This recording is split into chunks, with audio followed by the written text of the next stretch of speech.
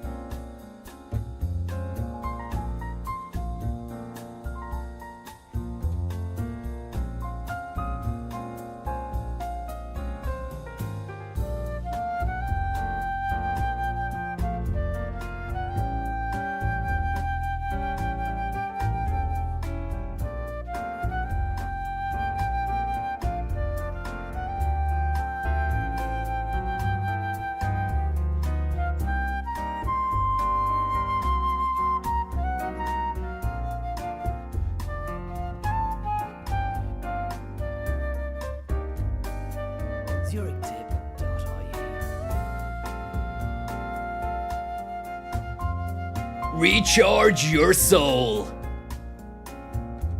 on News Talk. News Talk, go loud, player, please. Can we go loud, the player, please?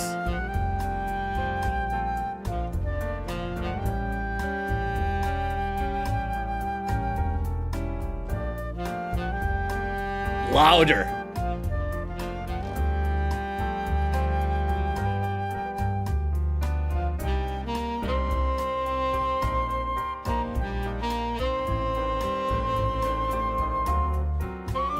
Goose Cloud, thank you very much. Thank you very, very much there to Notion for the tip. Sorry, I've got News Talk in my ears. It's jarring. It's very jarring.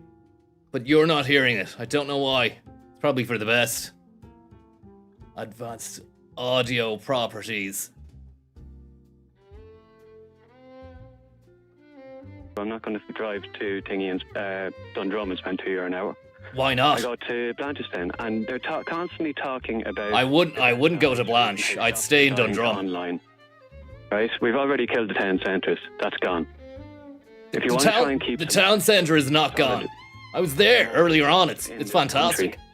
You're going to have to live on industrial estates like the one in Blanchardstown. Mm-hmm. And the only reason it's survived this long is because it has no parking charges. You bring in parking charges, you'll kill off Blanchardstown. Utter bollocks.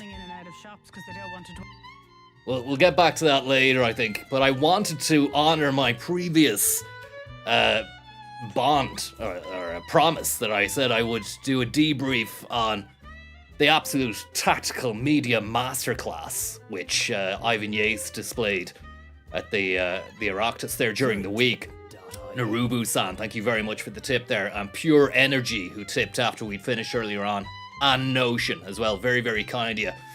But, yeah, if you didn't see it, it's fantastic. It really is.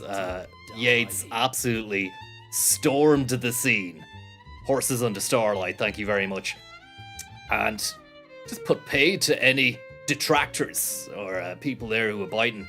Really cut everyone down to size and showed the whole hullabaloo for what it was, just that hullabaloo.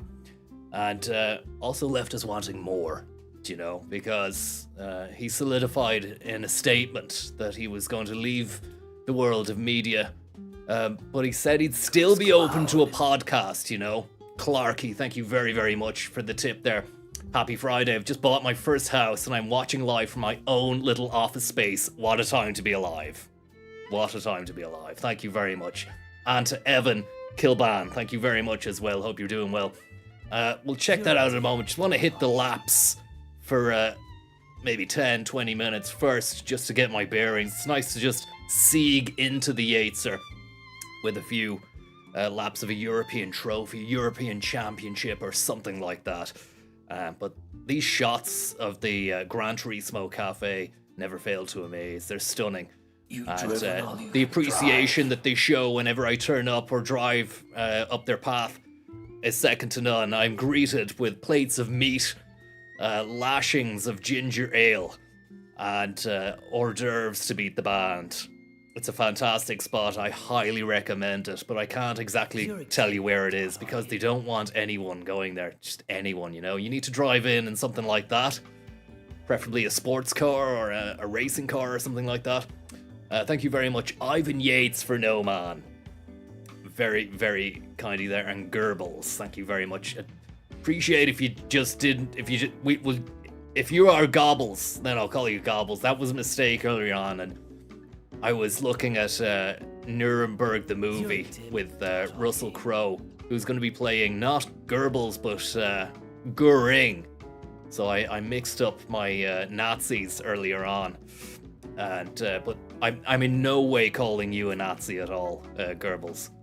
Or Gobbles, whatever your name. Thank you very much. And Poddy Bob, thank you very much. Your thoughts on the Pascal Donahue stepping down as finance? Yeah, look, as I said there on Wednesday, it's just been an incredible. Look at the softs on that car, on the wheels. It's been an incredible week, and no better man to be taking over the job. I facilitated the deal, of course, and I'll be going over to DC in a few days just to make sure that it's a smooth landing. I have to head to Vegas in a couple of hours, so I'm just in Dublin Airport at the moment. I'm an executive, so they give you your own little stream room. Recessive Yates, thank you very much there. My new office is right next to government buildings. Inspiring stuff. I love it. Any more details on that? Can you get me in for a coffee morning or something? Not that I need to ask. I'm there all the time, but you know, have a word maybe. But yeah, look, Pascal's a fantastic man. No better man for the job, and as I said, stone's throw when he's there in the World Bank from the White House, so he's going to be hearing some top level stuff. He's going to be privy to a lot of top level details, and the surfaces of the office where he's going to be situated are well sculpted into a tasteful shape as well. I was just thinking he has landed on his feet here, and the body is muscular, of the office that is. It's a muscular, aggressive looking place. Great proportions in it, and he's got a fountain pen, even though he won't be using that. It's all digital signatures. Gold-plated fountain pen, a Parker model, but it's gold-plated. It's an executive one, you know, an executive paperweight as well, which was a rabbit's foot, which has also been cast in gold. So inside a block of gold is an actual dead rabbit's foot.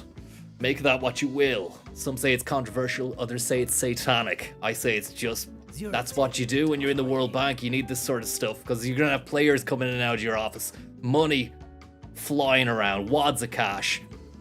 And I said, what are you going to do, Pascal, when you have to fucking play hardball with the hard horses? And he said, don't worry, because of the lax gun laws over there, they've actually rigged him out with a machine gun that fires banknotes at people very forcefully, but not lethally, into the head or the chest. Anywhere the upper body just gives them the shock, you know? So looking forward to seeing how he deals with that as well. It's sort of like a minigun setup with a strap on it that just goes rolled up wads of cash just being fired at someone. Imagine that. You're not going to argue with that. You just turn the heat down there on the fucking radiator. It's too hot in here. I still have the thermals on from earlier on as well, which can create a bit of a warm situation, especially when you're indoors. But thank you very much for tuning in. And thanks very much for tuning in earlier on. If you could, it was quite an early one. John, thanks for the tip. I've just been made redundant. I don't know what to do. Have a few days off. Enjoy your time in the mountains. Change the game. Get back in the ring. Get the gloves on or take them off if you want. And start slogging and slogging and slogging. You don't want the world to... Gotta eliminate the creak in this chair. It's making the whole setup feel less luxurious. But at the same time, this is Dublin Airport, as I said before. Executive lounge, stream room. So I can't really expect them to have everything that I have in the cozy confines of my own place. And the radiator turned down. Yeah, I mean, they let me turn down the radiator in here as well. It's just... That's executive life. That's executive life. Thank you very much, Evan Kilban, for your tip there. Working from home with a soon-to-be wife, Konzo. Any tips on marriage? Sorry. So yeah, it's great. It's great. It's great. Just make sure you find the right one, and make sure you pay attention to it because it's maintenance. You need to maintain the relationship, and I think maybe, that's what I've been told many a time by Deirdre anyway, where I failed, I was too involved with all my extracurricular business activities and it went by the wayside, And then, of course, she started seeing tickles and it was over at that point. But I'm glad to say that that's failed as well, so, there's always that on the horizon. But all the best with your marriage. That's not to say that yours is going to mirror anything like mine as well.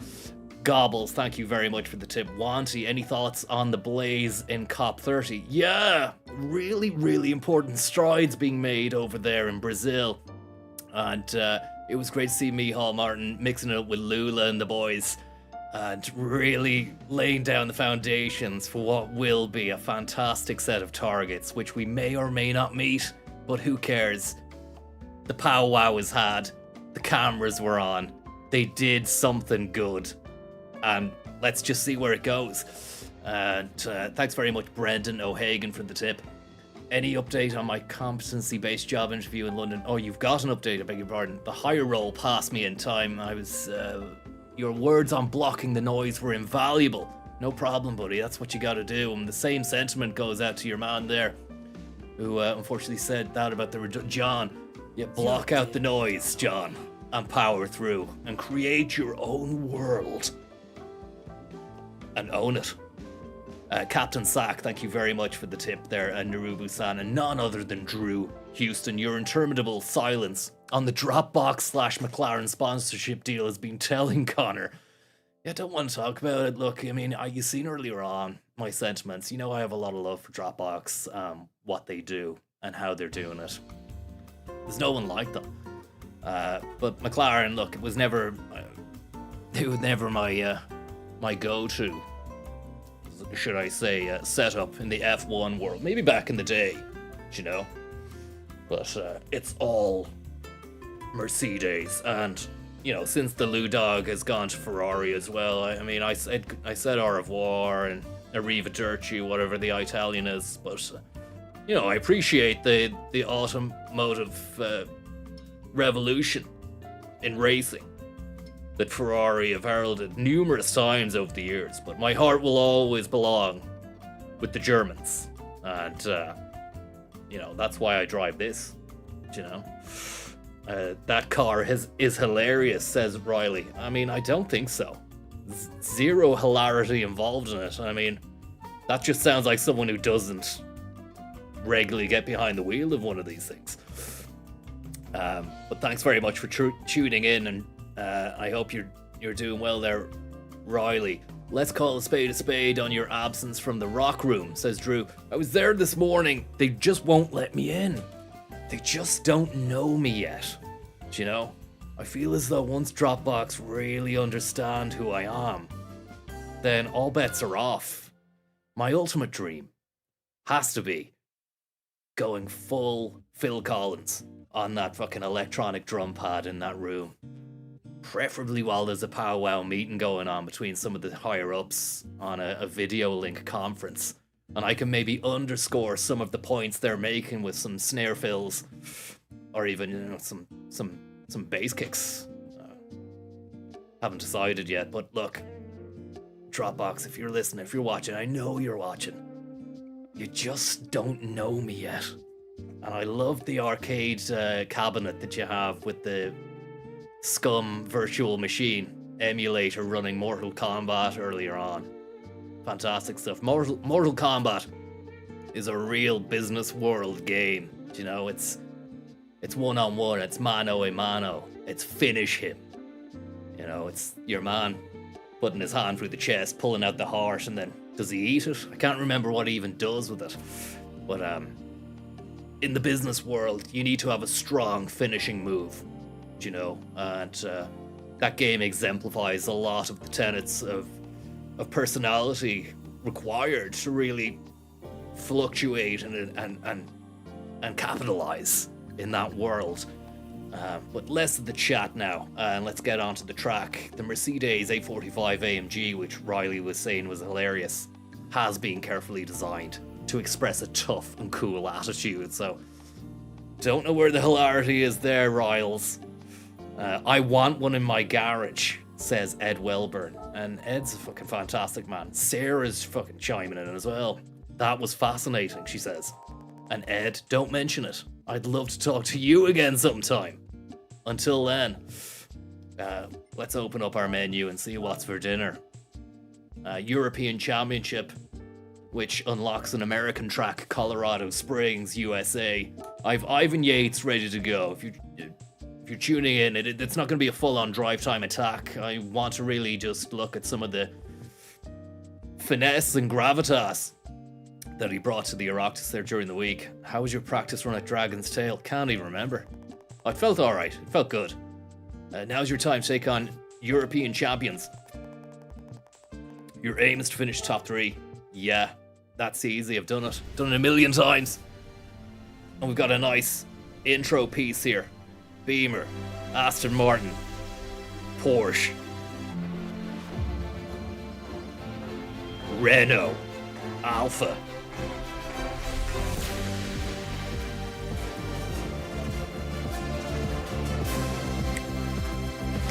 Feel it, breathe it, dream it. Recharge your soul.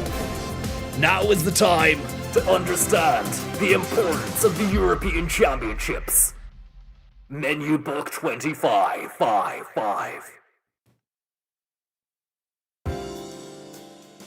And then some of that.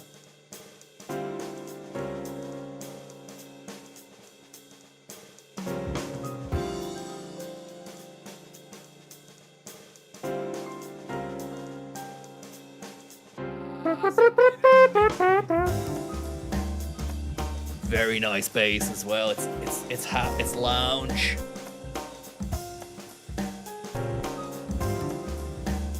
Really groovy stuff. Real cymbal ridage. Honda Jazz.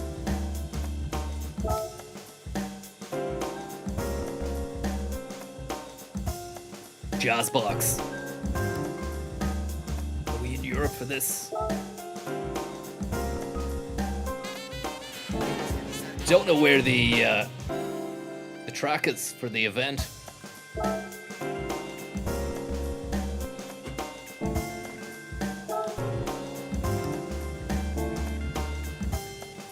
US.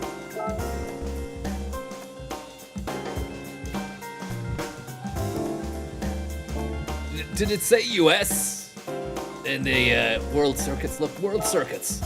Maybe I turn myself off the screen here so we can see the flashing emblem of where we're meant to be. Oh yeah, European Championship. This is a special. This is a special event. You don't even go into the map of the world for this. You have to select down at the bottom of the screen here. It's an A-rated event, which is pretty scary stuff. I can still use my yoke in it. Needs to be a road car. Needs to be European. Whether or not I've got the poke, the prowess, the engine power, the horsepower to really dominate it remains to be seen, but I really like that sound. Let's get a blast of news talk going and see what that's saying.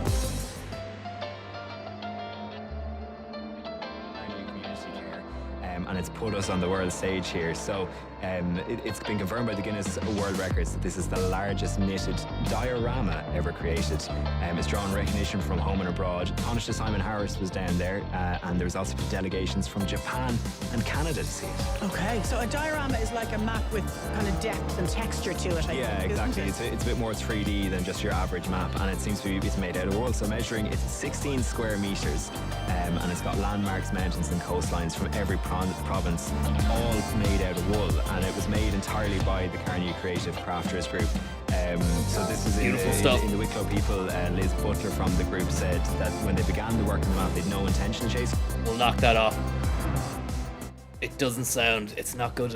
It needs to be hard shoulder. It needs to be current affairs. It needs to be updates about what's going on. And then Kieran Cuddihy isn't even there anymore. So when it does come time for drive time or the hard shoulder, it's just lacking, you know.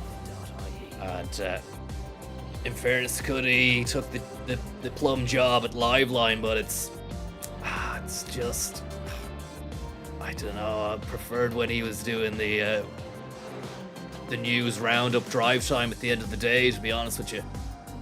I mean, that Liveline thing, that's a Joe Duffy thing who's gone. So I mean, I don't know why they kept it going, or if they did. What they got with Cuddy, it's like they've got him, they're playing him out of position, you know? He should be on at 5 o'clock, not during the daytime with that stuff. He's good at it, don't get me wrong, but I mean, he's better than that. And I, for one, miss Cuddy on the hard shoulder. And I don't know who they've got going on now. I haven't listened to it. The other Jeff, thank you very much. The Italians were on to me. They offered to rename the Colosseum to the Consonium. The Consiseum, if you get gold. No pressure, Connor. Thanks very much for the tip. And Marcelino's Bodega, thank you very much as well. Just have to put the your messages on the screen here in front of me so I can see them when I'm racing. Backhurst. When Backhurst comes knocking, he gets his man. That's the thing. It's always been the way. Don't underestimate the Backhurst. Back-to-back wins is what we're after here. And some really nice machines in the warm-up laps buzzing around the track there. I'm even thinking some of them might look a little bit classier than mine. Just a little bit. None of them seem to be embossed with multiple sponsors though, which just goes to show that they don't really have the pull that we have here on Drive Time. That little thing's going down, whatever that is. Daihatsu, is it? And there we go. Look at me. Absolutely creaming the competition on that slipstream. Petroheads Racing. Important sponsors of the event. Michelin, Rob Rex Bakery, and all of the above. It's a great, great day to be racing for gold here before an Ivan Yates breakdown. Steakhouse Apple, and Nicola Pizza, who do delivery. They don't even use Deliveroo, they use their own drivers, so definitely use them if you can. I'm not sure there are any branches or outlets in Ireland at the moment, but they're expanding in a big, big way. They're one to watch for the next 10 years. Nicola Pizza. They do a great oven. They do a great pizza oven. It's ceramic. It's fantastic. And it's right out in front of you as well when you're in the restaurant. You can see your pizza being made. An unbelievable base, which is where every pizza begins. And then the toppings are insane. Real gourmand stuff. Michelin, the food reviewer, what have they to do with racing? Well, they did do the Michelin guide. I think because they were to do with racing first, they understood that there were people who enjoyed food so much so that they were going to make a book which detailed some of the finest eateries around the continent. And it just grew from there, you know. It's a bit confusing to the uninitiated to see the Michelin man dishing out awards for food, but he didn't get that big just by watching racing. The Michelin man. I used to confuse him with the Marshmallow Man from Ghostbusters when I was a kid, but they're two separate entities, you know. Thank you very much there. Yates contemplates the new Path to Power theme tune. Post Yateser is an up-tempo contemporary jazz number, very much like the GT menu music. Are you also advising Matt Cooper, Connor? Do you know what? I haven't heard it. I need to get that on the... if someone's got a link to that, just isolated music that I can put in there, I want to give that a listen.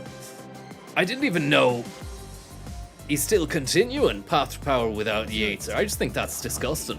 You know, I think you need to understand that he was an important part that made that program what it was. I don't know who they're gonna have as a co-host on that, you know. Thank you very much, Anonymous there. Great to see you.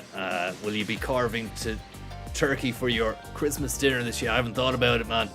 Given the influenza situation at the Cavan-Monaghan border. Well, I mean, I do source my fowl from France, where I get my grapes. So that's not going to be an issue. But my heart goes out to everyone who, you know, unfortunately finds themselves having to buy their chicken from the supermarket and whatnot. But I mean, if you can find yourself a decent enough outlet that has a veritable selection of world food, then you're not going to be hungry come Christmas Day. But all the best with that. No farm, no fowl. A French Christmas goose is always a welcome addition at my house at Christmas, but we're still over a month away from that yet. Things may change, you know, and we haven't really seen, it's not been a massive kick to the industries as yet, but they are saying be warned, be wary. It might be tough. Prices might go up as well. But I mean, I was always paying more for my turkey anyway because it has to be shipped over from France on pain of death. Anyway, less about that and more about this before we head into Yatesville, Tennessee. And that's some epic music to intro us. This is the European Championship. This isn't a walk in the park. This isn't tea time and scones at Uncle Ben's. I'm gonna fucking go right off the track here. Just need to calibrate my senses. Okay, we're in third. We're in fifth. We need to drop down to third straight away, straight off the bat. Get ready, paddles.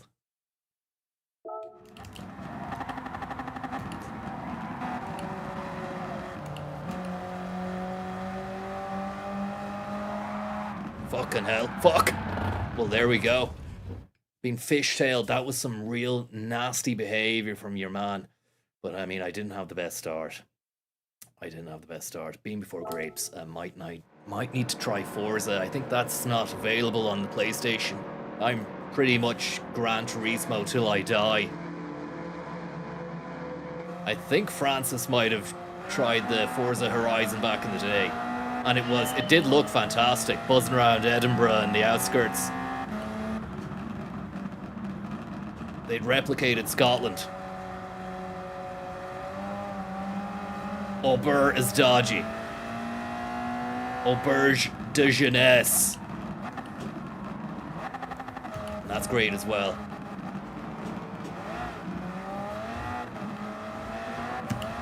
You know, can they replicate the Dublin Docks? I mean, it would be fantastic. It'd be nothing better than being able to buzz around the entire Isle. Some of the roads, some of the driving in this country can be absolutely outstanding, especially out west on the Wild Atlantic Way, right, which I believe Top Gear said was one of the best roads to drive.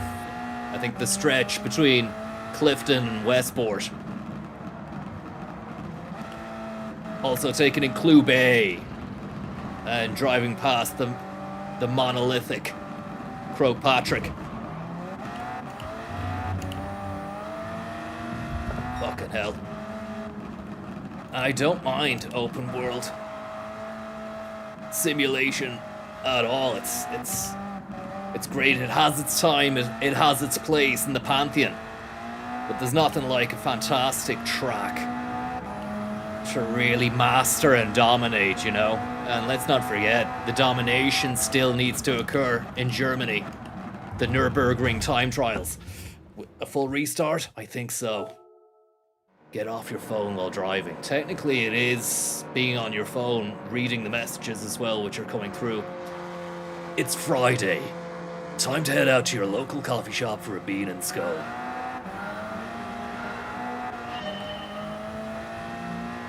I'm not sure I've driven this flavor of track before. I think I've been here, I just haven't done this particular one. Usually there's like 7 different variations on every track here. I could be wrong though. I might have done it in a different yoke. I think I might have driven it in a Mitsubishi Lancer Evo 3, but not in my own beast here, which is making me a little bit rusty on the corners and the turns. It's the anticipation necessary in order to not fly off the handle.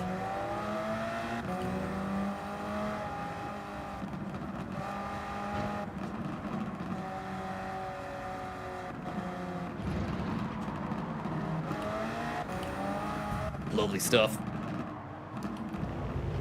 Not great. Could do better.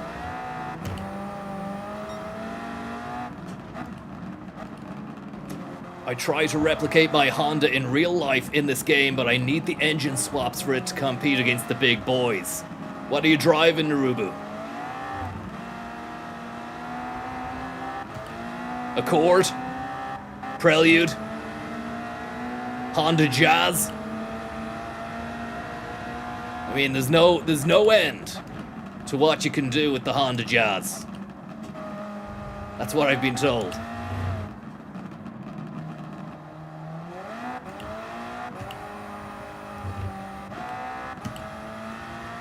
A Nissan Juke.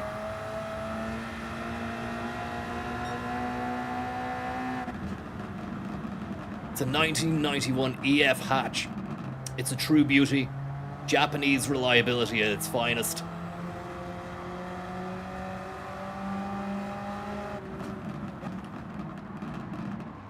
That's lovely.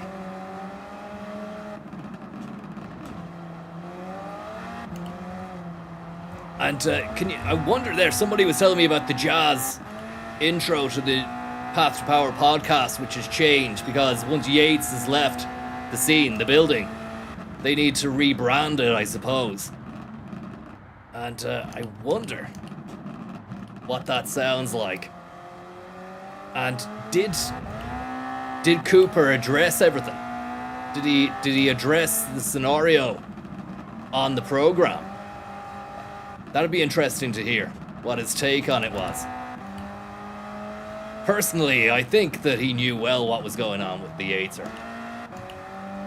He just got rumbled, found out, and then had to split.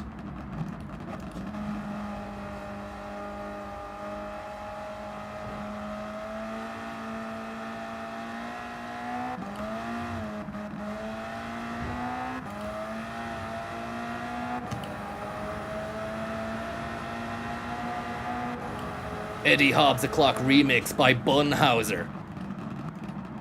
I tell you, this is that corner again. The Eddie Hobbs. What's his podcast called? The Counterpoints. I think it could be his year this year, with Path to Power waning in popularity inevitably from Ivan's departure. This is where Hobbs needs to up his game and maybe, just maybe, even enlist a brand new co-host as well. I'm not saying the Hobbsmeistergeneral.ie doesn't have the panache, the charm, the charisma, the likability necessary to herald a behemoth of a pod, but I just feel as though he needs someone to bounce off, you know? He does have some great guests. He had Neil Oliver on there over the summer. It was just like a dream, you know, when I saw that update in my podcast inbox. Hobbs cross Oliver. It's like, what more do you want, you know? And I've listened to it 56 times since it was released in July.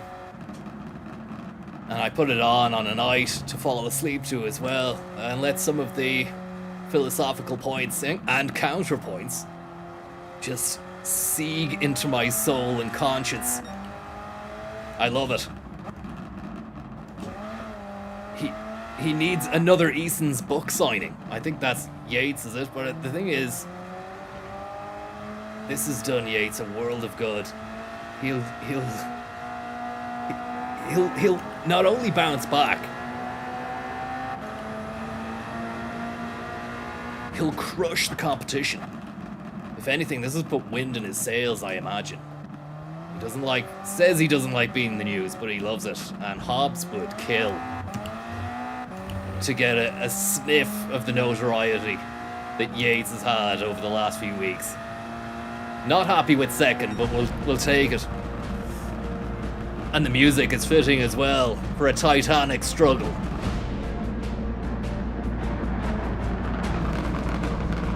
John Giles and Hobbs would be a fantastic combination. It really would. And, you know, it's a pain in the arse to know that Dunphy's podcast is no longer happening. He did have some great stuff to say. I think maybe we could see Cooper poaching Stanage in the not too distant future. Maybe that's already happened. Because Stanage has a lot to say. We heard him on News Talk there serendipitously a few weeks ago. But I think maybe if Hobbs can... But I don't think Hobbs would mix it up with Stanage, because they would... You know, they'd go against each other in rationale, philosophy and reasoning. Much like Holly Winter went against Grant Thornton, but came out swinging and took them for every penny they had. Thank you very much, Holly. I hope you're getting on well. Gran Turismo was my dad's favourite game. Thanks for the drive time, Connor. No problem. Thanks for the tip. And Chocolate Starfish, thank you very much. If the Hobbsmeister was to touch base with you, console, would you consider a collab? I could see great things springing from such a meeting. Of course it would. But I meet him regularly, so it wouldn't be news to him or news to me. But I think possibly what Hobbs needs to look at is maybe courting some of those guests that don't agree with him, because he has too many that do. And that was the magic of Path to Power as well. You had the Yates bomb, who could effectively parry and fight back Cooper. And that was the secret sauce. That was the magic. That was where the magic happened on that pod. And it's hard to see where it's going to come from now. I don't know who he's got. So my question was, does he have a co-host? I don't believe I got an answer there. Does Cooper have a new co-host on Path to Power? I just didn't even know he continued, because I'm actually sickened that he has, you know. Ivan Yates' actual book is called The Game of Life. It's out next autumn. Conzo to read the audiobook version. If you'll let me, I will, yeah. If you'll let me. Or if he doesn't, I'll just do it anyway.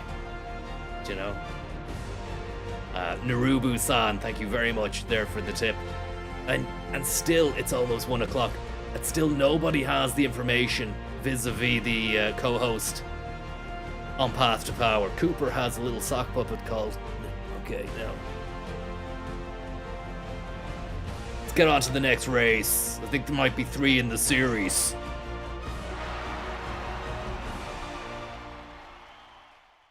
It's almost 6 o'clock. Guest hosts every week now. Oh, he's doing one of those, is he? Mortifying. Mortifying. I mean, I suppose you had to do something until you found a Permo fixture, but I suppose you can't replace gold like that. A new co-host every week. I mean, it's just the flow is taken out of it, you know. The rapport isn't going to be there. Listenership might go down. Acast will be asking questions, or whoever it is that hosts it. You know, the co-host is a clock, almost at 6 o'clock every episode. There's a rotating co-host.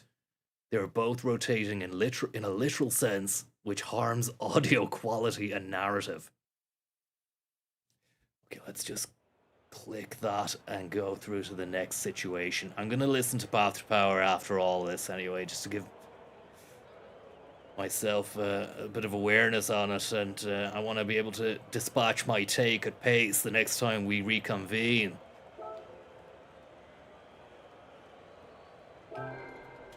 That's some nice rewards right there, and we're second in the championship. Do you have the News Talk logo on your car's livery? It's on there. It's on the front right there, look. Just underneath the front right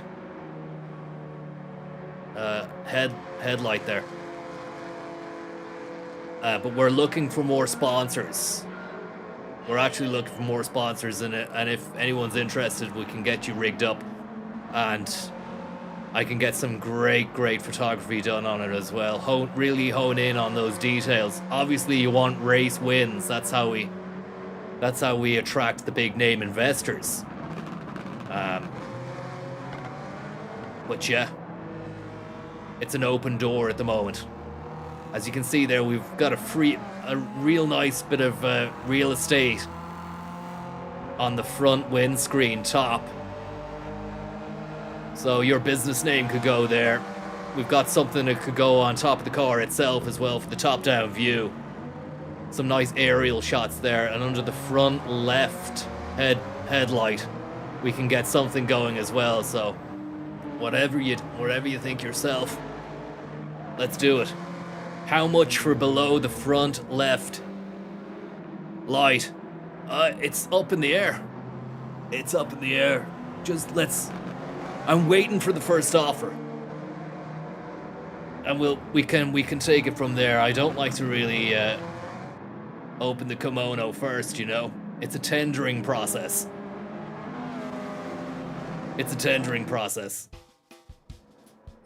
On to the next race. Second place in the championship.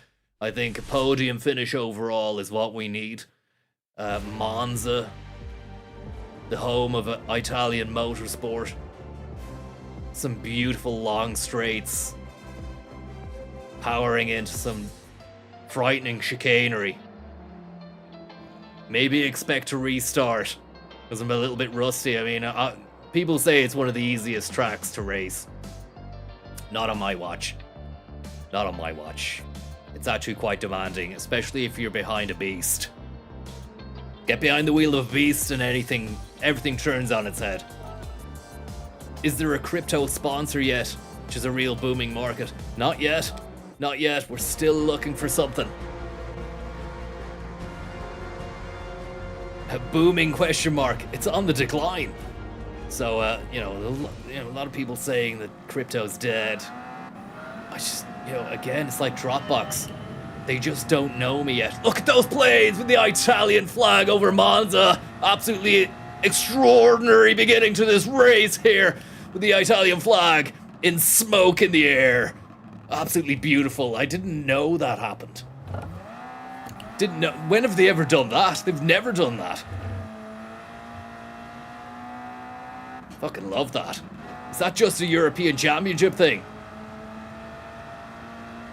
The Italian Air Force. That's a special edition just for me. Fuck. And that's the green flag coming out. I've cut the corner there. Fuck you. Get out of my way. That wasn't cheating. That was just a bit of I was, do you know what, distracted so much by the planes. I don't think it looked beautiful. It really did, but I don't think that's a good thing to do when we're racing. Taking my eye off the game.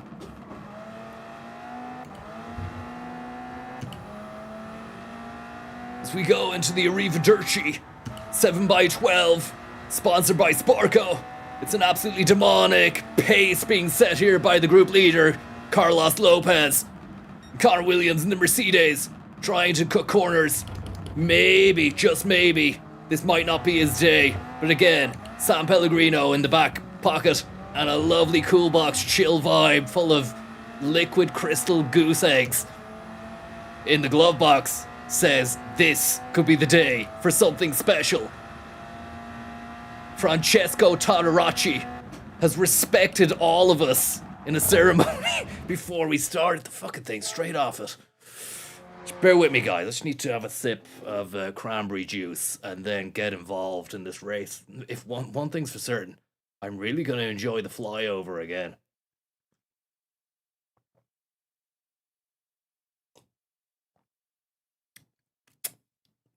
That's electric. That is electric. The camera, it looked like you had two glasses. It does. That's fantastic stuff. Okay, come on. John!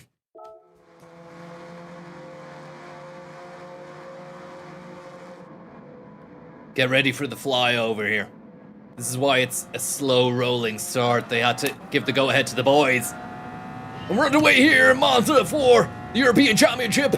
It's a beautiful day to race in Italy. The Italian Air Force, resplendent with their tricolour flag.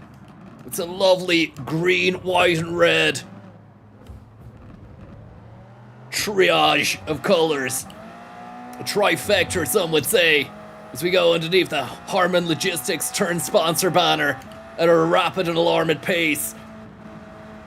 203 kilometers an hour on the Francesco Ciacatici Benderoni, right under the second Harman. And that's we're doing bad harm in that chicane, and we need to worry about chicanes. As I said to you before we even started on Monza, those chicanes, they come at you and they come hard. Tony Morrison told me all about it. The Michelin man is on the phone. He's tired. Here we go. And the Italian European Championship leg race is underway. Connor Williams behind the wheel of an executive Mercedes sponsored by Zurich and News Talk as we go into the Francesco Ciacatici first turn chicane bend at an alarming 57 kilometers per hour. The pace is in the pudding. The pudding is in the pace as we move like an absolute dream demon beast, skinning the competition on the outside edge. It's a lovely day to be alive. The sun is out, not a cloud in the sky. Maybe one or two. They're not going to dampen our spirits. As we take this slow and send it far. It's mercurial, not the best, not the worst. Tony Morris jewelry. Get yourself a look at some of that fine jewelry. Oh, for fuck's sake. Don't worry about it. We just take it. Just enjoy it. Just enjoy the race. Just enjoy the race. They're brutal corners. I know that the stunning thing was that I actually took them really well first off the bat. And the Italian Grand Prix is underway. I said underway. Goose cloud. I'm not at the races. I'm not at the races today. Throw for pace. Thank you very much. Find the apex and send it far. Here we go. Here we go. The Italian Grand Prix is underway. The Italian jets are running low on fuel as they've had to fly over 4 times in the last 10 minutes. It's not the fuel we're worried about, it's whether or not they have enough colored powder to dispense for another few flyovers. All we want to know is, will they be there at the podium when we take gold? As we only took silver on our last race in Croatia or Switzerland, wherever it was, probably Croatia.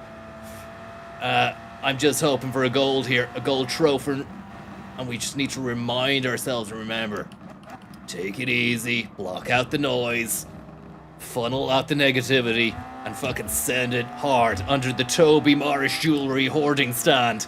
In behind the Porsche, go inside, cut inside, the Italian Apex just is screaming out for the touch of the soft rubber tires as we go too hard again. Let's just bring it back. Just stick on news talk for a moment. Just to records, but it just sort of happened, and just bear with me here. Well, you're probably going to have a lot of anxiety. If you're a dad, you're like, well, am I going to be having a life full of makeup and glitter and, LOL dolls and all that? And I can kind of understand why a parent might be very apprehensive about that. Okay, we'll move on. Right, let's get back into the zone. This is it. Unpause and go right. No, I want to stay on the track at all times. Apex. It's all in the apex. Come on. And the Italian leg of the European Grand Prix is on a race here as the Italian Air Force are complaining that they've had to fly over 5 times in the last 15 minutes due to unforeseen circumstances and events. Nobody told Connor about these apexes or chicanes. Nobody told me about them. I remember racing them, just forgotten all about them. I thought they deleted them because they were ruining the crack. Look at this though.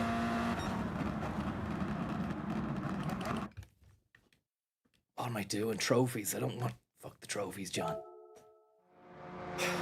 Here we go. This is it now. This is it. The thing is, there's literally too much power in my machine. I'm gonna have to get it down powered.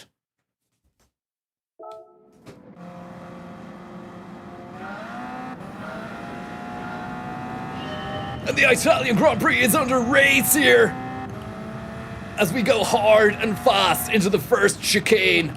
We're believing in our brakes. They're strong. We've carbon disc brakes fitted in Rome yesterday afternoon on pain of death. And then we drove the bastard up to Monza, defying the laws of speed. Literal law, speed was broken. And we got a ticket, but there's no tickets being dished out here anytime soon. This is all about hell for leather, blood and thunder, piss and vinegar. Do you hear me, Belle Lane? Do you hear me? Hail Caesar! Gino D'Acampo has been spotted in the paddock. And I can't remember whether or not he's a chef or a dancer of Strictly Come Dancing. I think he's a chef who has a chain of restaurants. He's the home intruder. What does that mean? He's Italian, so both. Yeah, they're all blessed gastronomically, which is a grandiose generalization where it's positive, so it's not racist. Bit of positive racism as we go into the Francesco Ciacatici Healthful Leather Straight Room. What are you doing? What are you doing? Need to keep the voice down because Dublin Airport will eject me from the exec lounge. It's a fucking... Didn't I tell you, Monza, it's dog-eat-dog out here in Gino D'Acampo's Monza. got absolutely decampoed again on the fast straight after navigating the chicanes like a demon from the skies. Find the apex and send it far. Find the apex, send it far. Come on. This is it. No more restarts. No more retries. Maybe someone left a bit of pesto on the track. Or something. That's all I can think here. And the Italian Grand Prix is underway, and the Air Force are absolutely down to lasts on powdered flag as they complain yet again to the pit munchers back in the paddock about how this race has taken out too many of their boosters. Powder boosters, which have to be fitted after every use. But the powder keg is dry at the moment, so they're hoping to get some shipped in very quickly. But the pigments of red, white, and green unfortunately are running low, so the Italian flag might have to be readjusted.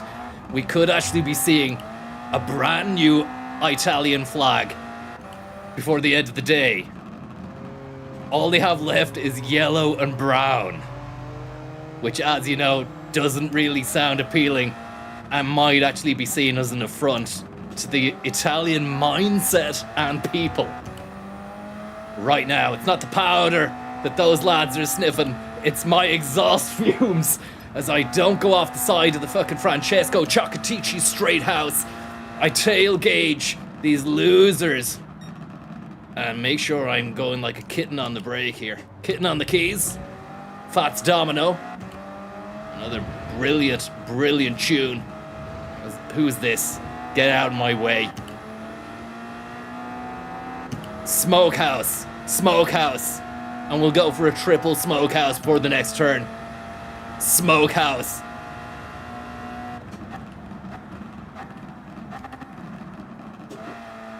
Lovely stuff. You just have to wonder what the hell this lad is doing ahead of me. But every time I start, I'm at the back. Just to give myself a bit of a challenge, you know? Because if I'm right out the front, if I podium in qualifying, it's just there's no competition. There's no competition here. Jesus, chicanes are insane, aren't they? But, you know, that's the thing about Monza. It lulls you into a false sense of security, so much so you're flying. You're absolutely flying, and the next thing you know, bam. The BAM contract is gone, tits up. We need another 7 billion so that it gets finished next Tuesday. And Paul Mescal and Grant Thornton are fucking burning the ear off me. Thank you very much, Paul Mescal, for the tip, by the way. I hope you're getting on well, and you got on to Grant Thornton. They were asking multiple questions about you and whether or not you needed an audit. I put the stink out that you were fully liquid,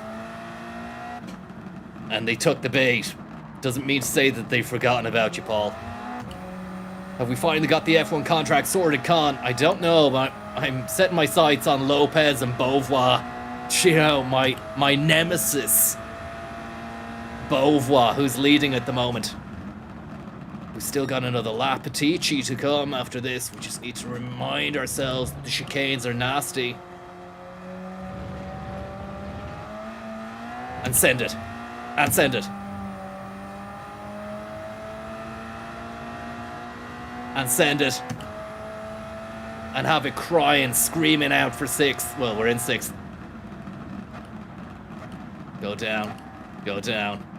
Nice and easy does it. Keep it in 2nd. Up to 3rd. Pedal to the metal. 4th. Paddle shift to 5th. And we're going to be playing paddle later on after this. With Gino D'Acampo, J-Ro, and the leader of the Italian Air Force. Look.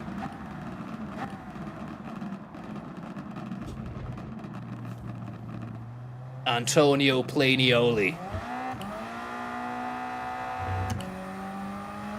Gino DeCampo did 2 years in jail for breaking into singer Paul Young's house. I didn't know that. How did he come back from that? What about this? What about this, lads?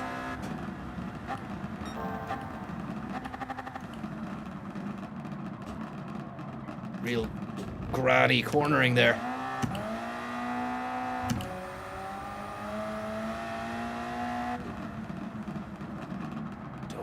Don't let it slip away. Don't let it slip away. And we open it up here. And cool it down again. And then open it up again. Open up like a lovely tin of beans.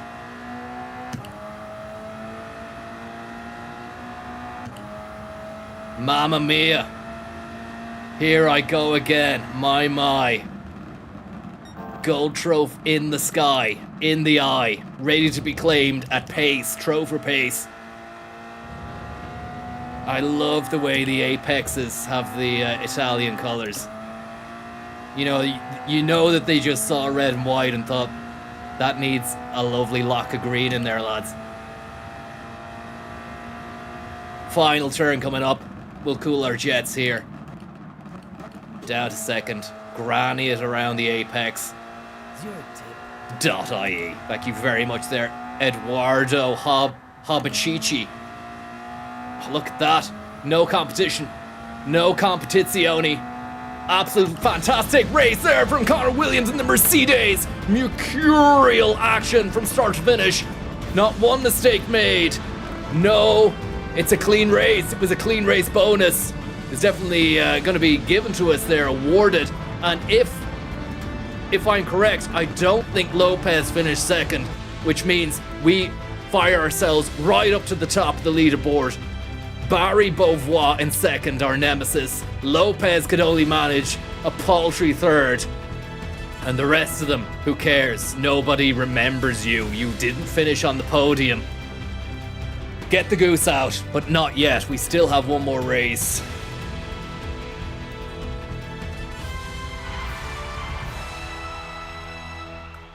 Love it. Absolutely love it. Fantastic performance all around. Ah, Gino Ginelli. We see the standings in the table, please.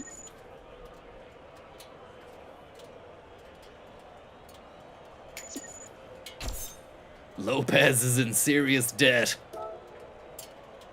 Yeah, the company, the Constructors' Championship definitely is not going to be for them this year. We're going to take both. It's going to be a Constructors and Drivers duopolis. Just a lovely little look here. We'll slam News Talk back on while we're watching that fantastic race I just won. Absolutely absolutely decampoed the competition. These adverts are terrible.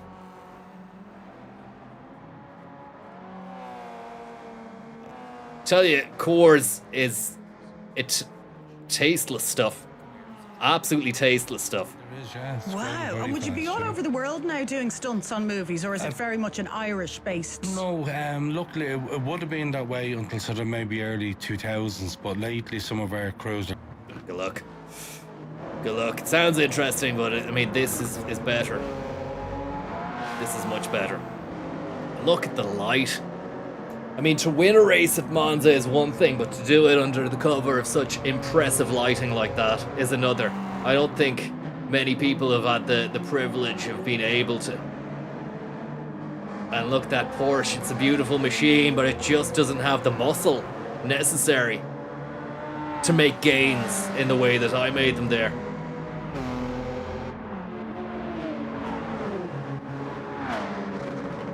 And I want to dedicate this win to Eddie Hobbs.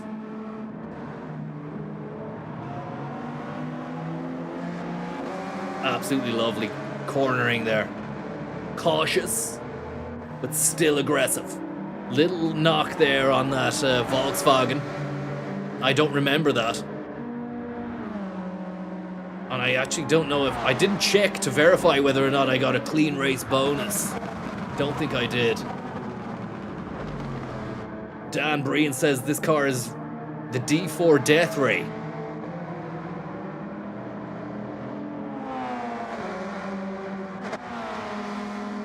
Fantastic. I don't really need to see the final 2 laps. That's enough for me. That's nice though. Look at that. Didn't know when to brake, but I still had what it took to outmaneuver someone on those chicanes. Skellington, thank you very much for the tip, buddy. Hope you're doing well. Bellissimo.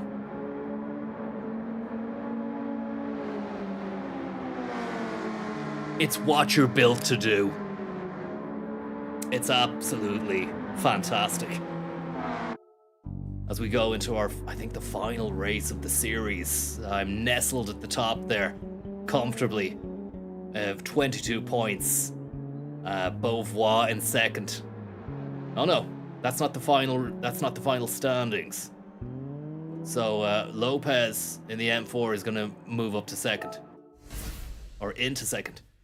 European Championship Race 3, and it had to be the Nürburgring. It's the GP circuit. It's the GP circuit, so I'm not as au fait around the GP circuit as I am with the Nordschleife, but it's still sheer driving pleasure all the way here at Nürburgring. You're very welcome to Drivetime today. Unfortunately, the heavens have opened in Germany, and we're about to lay siege to the Nürburgring GP track. 3 laps of total driving mayhem. We might have to change the tires to increase the grippage, because I'm rocking super softs at the moment, I think. Let's have a look and see what we're dealing with here. Car settings, soft. Do we need wets? Racing medium. Racing heavy wet. Yeah, let's get to the shop and see if they have any wets. Race shop. Intermediate. Wet.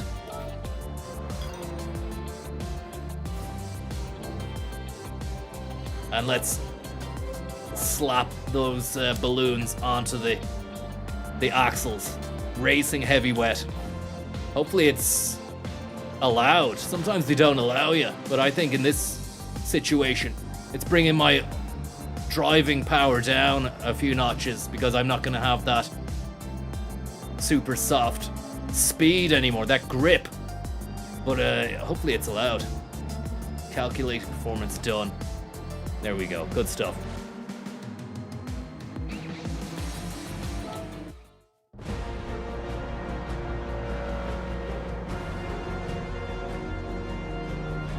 I wonder will we have the German Air Force out. It's not a great day for it.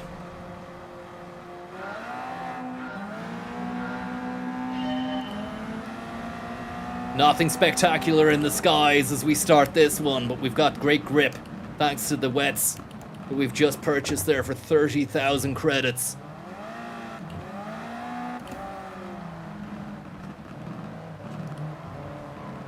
Just a bit of slight shunt and bump in there, nothing too heavy or hectic, nothing that's going to get me disqualified or anything.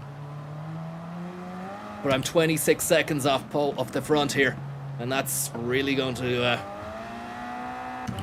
put the cat amongst the pigeons, because it requires dedication, concentration, tenacity, grit, and a lot of oomph. Absolute shitter of a day, but I feel my woes being synergized away by the cons, and that's exactly what we're aiming to achieve here. Just you wait. Once we get this trophy in the bag, I'm going to show you what a media masterclass looks like. We review the Yates situation. Total and utter media domination.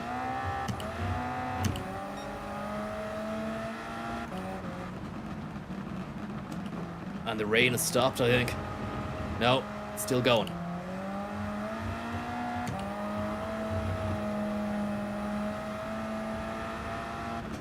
Half days on Friday for the Luftwaffe. Are they still called the Luftwaffe? You would have thought they would have gone for a bit of a rebrand after the whole war thing that happened. But I don't think there's any militaristic connotations in Luftwaffe. I think it just means aeroplane, does it? Air Force.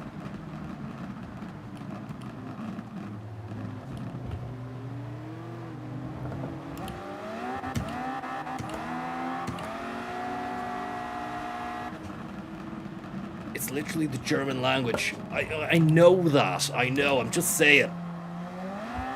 When you think of Luftwaffe, you think of the planes dropping bombs and all that sort of stuff. Air Force. Does it mean Air Force?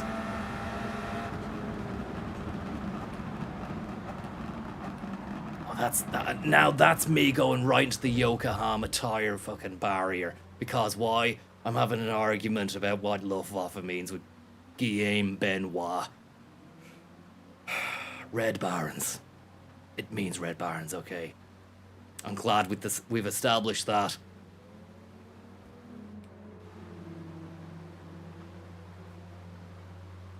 Glad we've established that. Come on. Some currywurst has been mentioned, which is now making me think of currywurst. I want that currywurst. Okay, let's just go for a broke again. What are you doing here?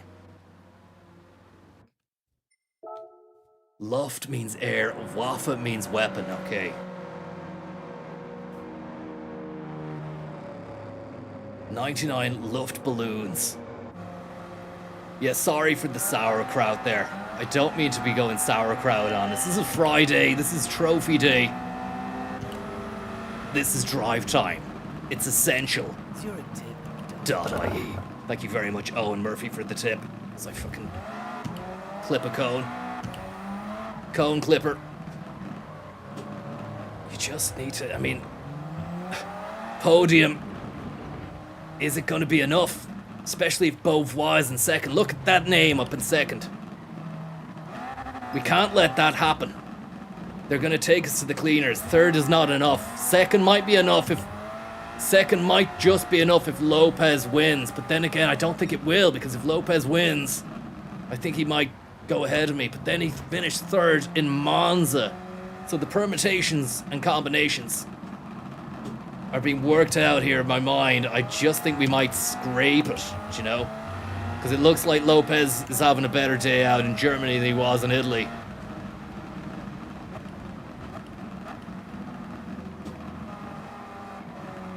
Tension is tight. And the racing is smooth. The rain is heavy. The tires are wets. And we're looking like we're on course for something special here as we sit nestled snugly at the top of the European Championship. I'm going through the gears very slowly compared to Monza. I'm waiting until the gearbox is actually screaming at me to change. That's a little shunt. It's nothing we can't handle. A little scratch on my forehead. Just to give me that little bit of extra concentration as we just go one, go two.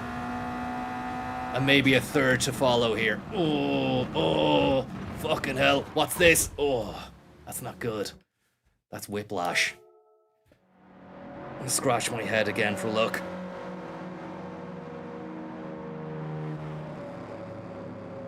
Come on, come on.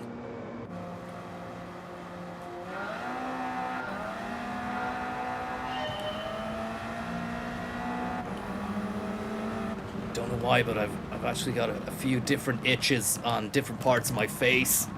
I think maybe it's the embarrassment of crashing out 2 or 3 times in a row. But one thing's for certain, we're doing it for Olaf Scholz. We're doing it for Helmut Kohl. We're doing it for Angela Merkel. We're doing it for the Germans. We're going German on this. It's fitting, right? A win for Mercedes right here would be something. on home turf. Even though the balance of sponsorship around the track lies heavily with the BMW, it really would wipe the eye of the Beamer boys if we ace this race.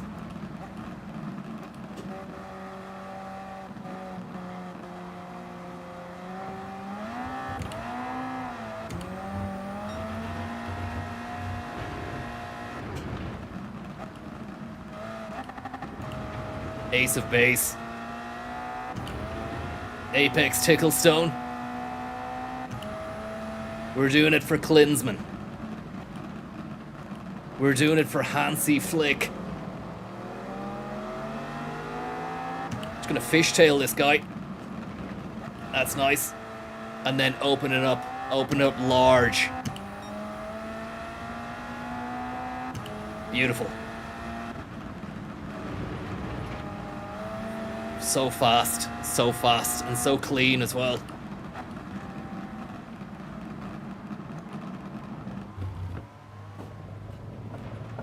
Bit dodge. Werner Herzog is in the pits with Sanpel waiting. We're gonna do it for the German Austrians as well. We're doing it for all ethnic Germans. We're doing it for Joachim Löw. We're doing it for Yogi Löw.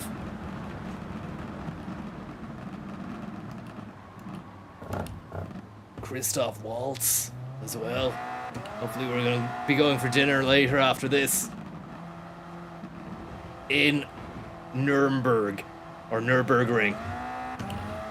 We're going to do it for Klaus Kinski. We're doing it for Michael Ballack, Boris Becker, Olaf Scholz a second time. Martin Luther, the original Protestant, the OP.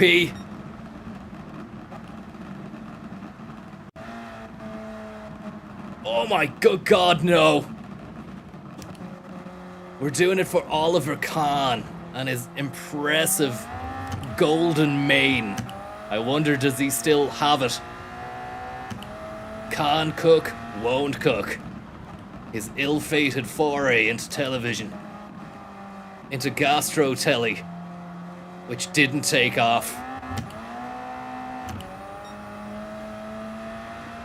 Put the foot down, I'm trying. We're doing it for Genghis Khan, who wasn't even German. We're doing it for the big German man himself, none other than Albert Einstein. We're doing it for Karl-Heinz Riedler. Lothar Matthäus. Do we know any other Germans other than footballers? Ludwig van Beethoven. Fucking Mozart. The Aldi brothers, this is for you. No! No!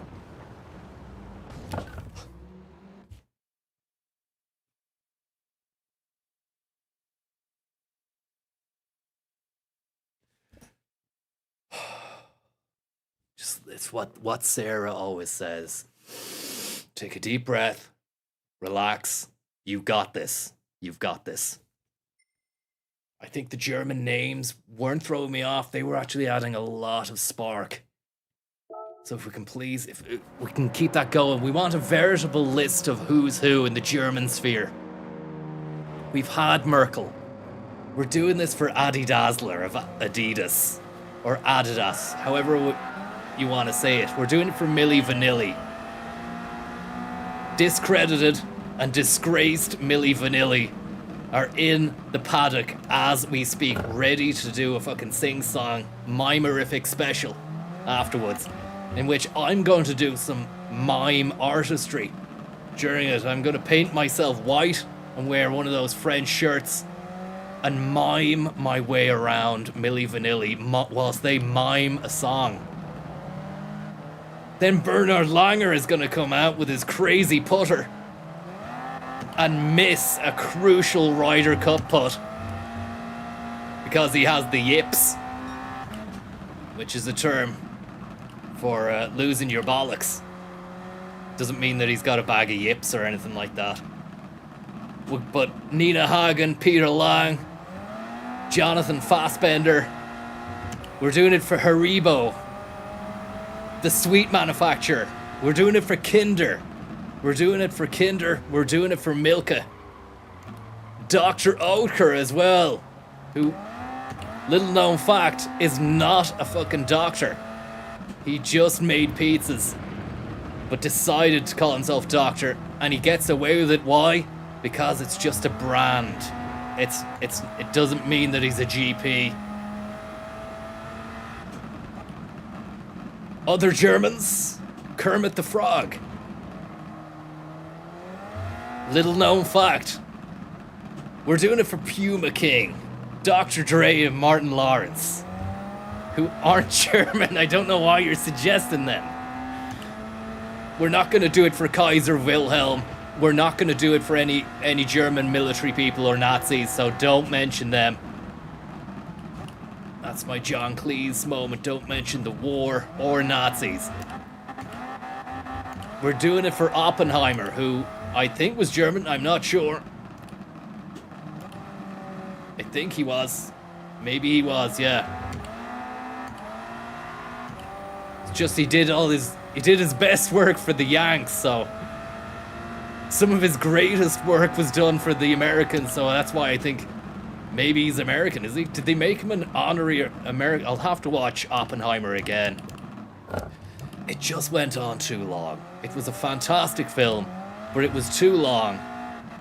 And I ended up just zoning out and doing a few chores, cleaning the house, and listening to it on the Bluetooth headphones, which I know, in cinema terms, defeats the purpose of a movie. You're missing out on some impressive visuals, but I think once the bomb had been done and made and everything, I thought, what was the point of carrying on here?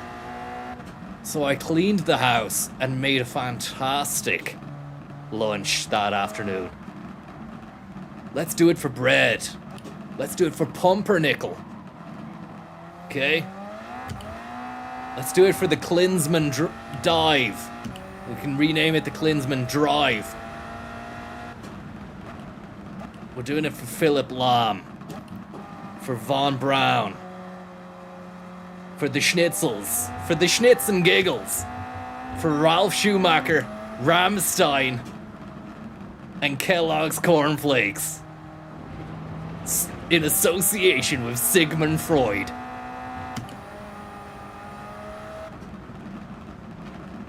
I think we've had Christian Ziege. I'm not sure. Astrobrat. Don't blame it on the good times. Don't blame it on the Polaner. Don't blame it on the Dachshunds. Blame it on the Schnitzel. Do it for Aldi. Oh, look at this. It's just liquid anticipation. The anticipatory behavior is settled at this stage. Like the sediment at the bottom of a beautiful, beautiful craft brew. And right now it's time to go for gold on this. It's the final lap. This is where it matters. I need to smoke out 4 Badgers who are nestled in the hole. And I'm in 3rd place. It's podium, but it's not enough. We need to take gold on this if we're to come away with that gold championship trove. It's all on this. It all rests here. We need more Germans, please. Need more German names for Allianz. We're doing it for Allianz. We're doing it for Schweinsteiger, for Perlenbacher, Cascada, Berghain, Boris Becker, Wuppertal, Beckenbauer, Lothar Matthäus, Rudolf Diesel, the IMF, Kai Havertz. It's very soccer heavy at the moment. We need something more than that. Come on, come on, come on. We can't let these guys go. We've got Beauvoir and Lopez. Lopez is really feeling the vibe today. and he's leading the pack with that inimitable charm that he has on the turns. But is it enough as I smoke that other AMG? Lovely stuff, and it's just Barry Beamer, Mr. Lopez himself up ahead.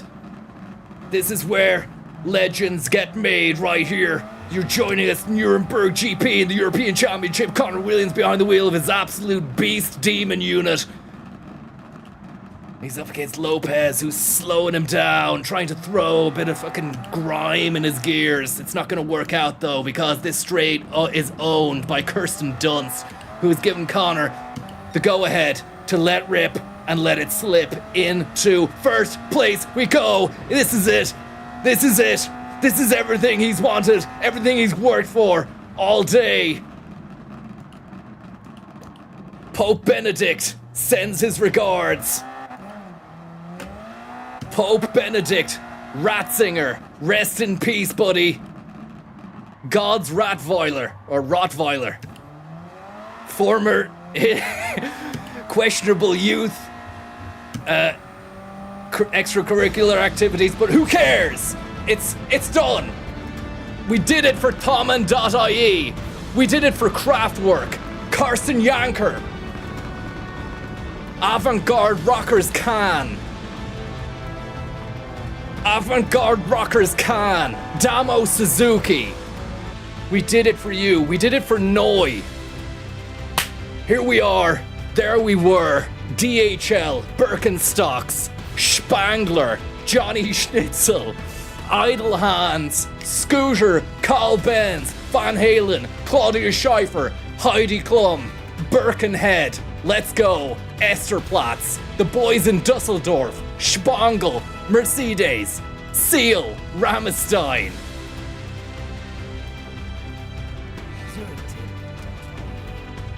We did it!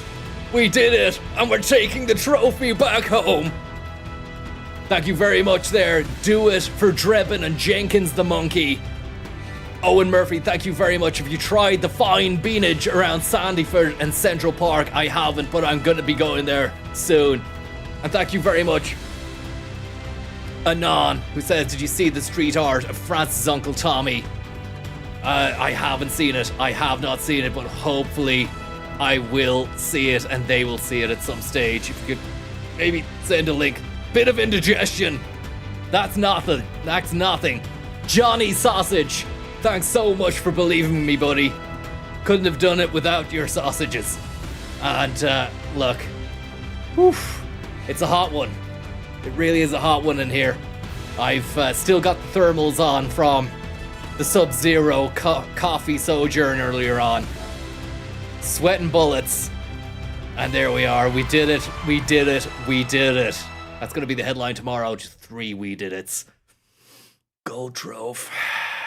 Man, San Pellegrino. Donnybrook Fair. Sponsors are absolutely battering down the doors to throw more money at us. And there we have, top of the tree, Conzini, William Oney, 34 total points out of the round, where we managed to get 2 poles and 1 second. Lopez in bits in second place on the podium. Beauvoir barely scraping a third. The rest, who cares? As I said, nobody remembers. It was an outstanding slice of sheer driving tenacity. 30,000 credits. It's not that matters. It's the glory of coming first in the European Championship. And we've got that number 1 bonus ranking credit endowment windfall as well coming through. Straight into the Deutsche Bank with that. 60,000. And then a gift of a Ford RS, a gift of a Chevy Corvette C2. We've got some... What the fuck are these? Never even seen these, look. Or you choose one of them and you get one. So we've got the Dodge Challenger. It's a 1970 Dodge Challenger as well. Muscle car. Not really into that sort of motorsport myself, but maybe one day. A real thick prime slice of American muscle is just being cut off of the flank of beef that is American cars. Pure bullet job. Is that the Steve McQueen movie, is it? Bullet, is it the car from it? Someone's saying Bullet, another one says Clint Eastwood. Maybe it's a Dukes of Hazzard scenario. We don't know. Was Bullet fucking... Was that Clint Eastwood or was that Steve Jobs or Steve McQueen? Who knows? Vanishing Point. It was McQueen. It was McQueen. No need to watch the replay. It was fantastic enough. It'll live on and it's scorched into our memories forever collectively. We'll all remember this as a cultural turning point. And when we finally realized, yeah, life, do you know what? Life is worth living. I was a bit doubtful until that fucking victory at Nuremberg. At the Nürburgring. Thank you very much to Anon and the British royal family who've just tipped €1. That's brilliant stuff. Thank you very much. Owen Murphy, have you tried the fine beanage at Sandyford in Central Park? As I said there, Owen, I'll check it out. Apparently, you've got Bear Market, you've got Coffee Angel, you've got a load of reputable outlets within a 5-minute walk of each other. The only thing is, when you get out to Sandyford, it just doesn't have, you know, that the building and the architecture that the Quadrant has. So that's what puts me off, you know. You might say you've beaten the Nuremberg trial. I haven't, because this is one trial, but I consider the Nordschleife to be the ultimate trial in and of itself. So you have to go hard on that. You have to go Russell Crowe on that one and really be ready to go lights out at the end. It's do or die. It's one of those. Yates and license plates. So we exit there just before we get onto Ivan Yates. We'll have a little look there at the cafe. Let's go back to the cafe. It says, I think Ed Wellburn's going to be there. I think Sarah is going to be there.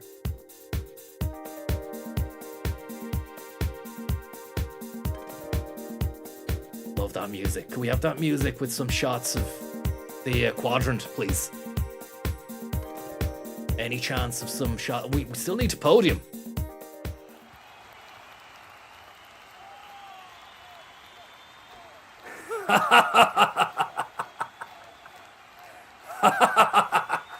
Well. If it isn't the usual suspects. Thank you so much, Germany. Can't believe it. I look out there and see a veritable feast of German action and German people as well. Jürgen Klinsmann down there doing a dive onto some tarmac. Hopefully you brought the band-aids, because that's going to scrape and scratch. And the Little brothers, Aldi and Little. And who else is down there? Puma King. Addy Dazzler has been resurrected and is clapping and clapping and clapping like a seal. Seal! Who sang Kiss from the Rose. He is actually there as well. I don't know if he's German. But I tell you who is. Mark Morrison. Great to see you, buddy. Return of the Mac. Hamburg born and bred. You wouldn't know it. You'd think he was American from his hit. Well, I was going to say hits, but it's hit. But what a hit it was. And all the best. Is that Heidi Klum down there dressed as a squid? Fantastic stuff. Angela Merkel, thanks for coming. The Merkinator. Hansi Flick. Helmut Kohl. The Sausage Brothers. Scooter there. Going absolutely arse over tit. Donald Trump's granddad. Mambo number 5 by Lou Bega is going to be ringing out tonight. And big thanks to the Lou Dog down there and none other than Max Verstappen. Both of you guys, I honor you with my heart and soul. And even though you didn't race, it's great that you took the place of Beauvoir and Lopez, who were so disgraced they weren't even allowed on the podium, and instead a couple of real drivers had to take up the mantle.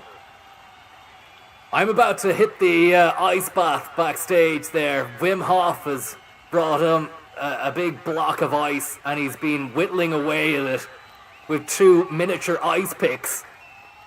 So it's ready for me backstage. And then we're gonna have an absolute blast in the sky. Johnny Ronan's quintessential sky base hovers above the clouds.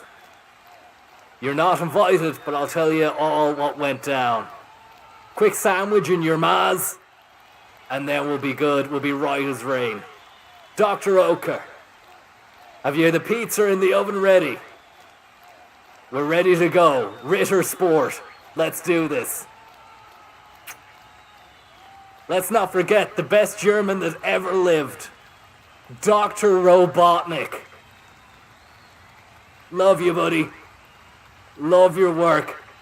Keep on doing what you're doing to those hedgehogs.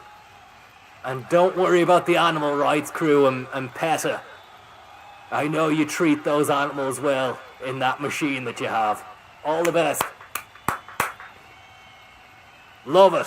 Absolutely love it. Have one of those.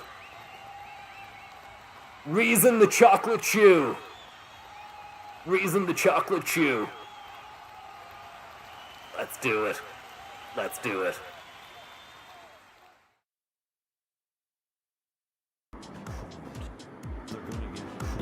Creamed in what sense? Creamed in what sense? There it is. There it was. Here we are. The goals don't stop. The trophies keep on coming. Do you love it? I know I do. I know I do.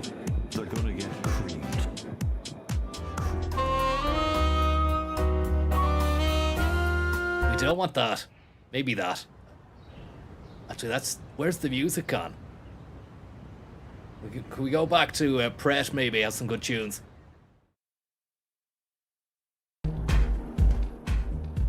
Yeah, lovely. Loving it. Loving it. It's always great to be back here just outside Pret with our impromptu DJ space unit. These 2 guys down here, flown in from Jakarta this morning on pain of death. She's fantastic. She's great, and he's brilliant, that little fella. Don't know where I've gone there. I need to move my face, please. No, I'm not on the screen. I'm not on the screen. Yeah, that'll do.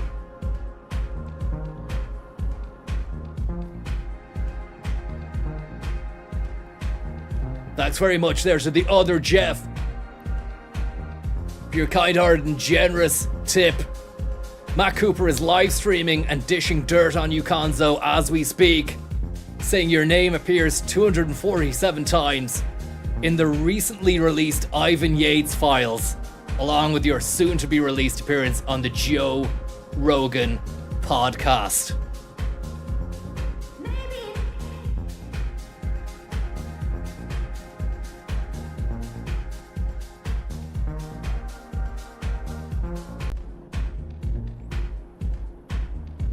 Okay. That was the best nightclub in Dublin. Now it's Epoxy Pret, says Kelzuya. Look what they did to my beautiful city. And the Zurich Dronio coming in for a close-up. It's scanning everyone who's watching the stream right now, and it's got your face and bank details.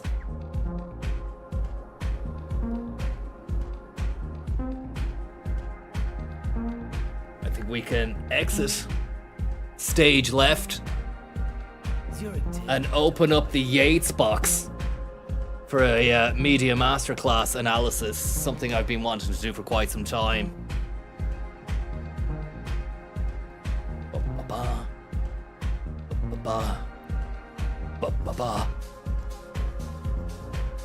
Okay, we're just gonna switch over here, guys. Just bear with me.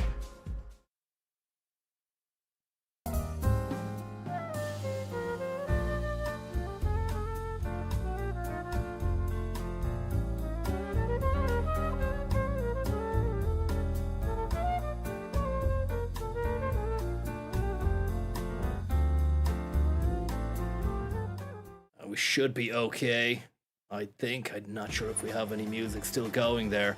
Owen Murphy, thank you very much, buddy, for the tip. If you're looking for a quadrant, take a gander at South County Business Park, Carman Hall, and Leopardstown around Sandyford. It's an option, Connor, but do what's best for you. Look, thanks very much for the tip and the advice. I'll check it out. Now, where were we? A Oireachtas Committee video. Oh, we have it there. Great stuff. So hopefully we can get this up and running. The audio should be okay, I think. Just going to watch how you handle a situation like this. I'm sure maybe Tuberty was watching this thinking, what was I doing? Having, he had Noel Kelly behind him sitting like I don't know, Darth Vader behind him, you know? And whereas Yates just does it on his own. You know, he just goes right in for the kill. No consideration for heirs or graces. A man, a mountain, a titan against these guys. They're out to get him. Make no mistake. But he handles it with beautiful aplomb. Just change the audio there so we can hear that. What's our audio set up there? Sound. Multi-output device.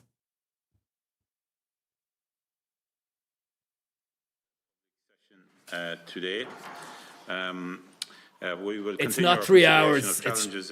It says 3 hours. I don't think it is. I hope not. I don't think I've got 3 hours. The flight to Vegas leaves in about 2. So fairness, impartiality, and objectivity in news and current affairs.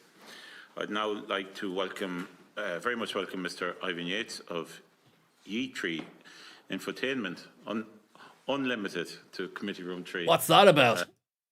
First off, what's that about? Is that a bit of a dig at Yates there?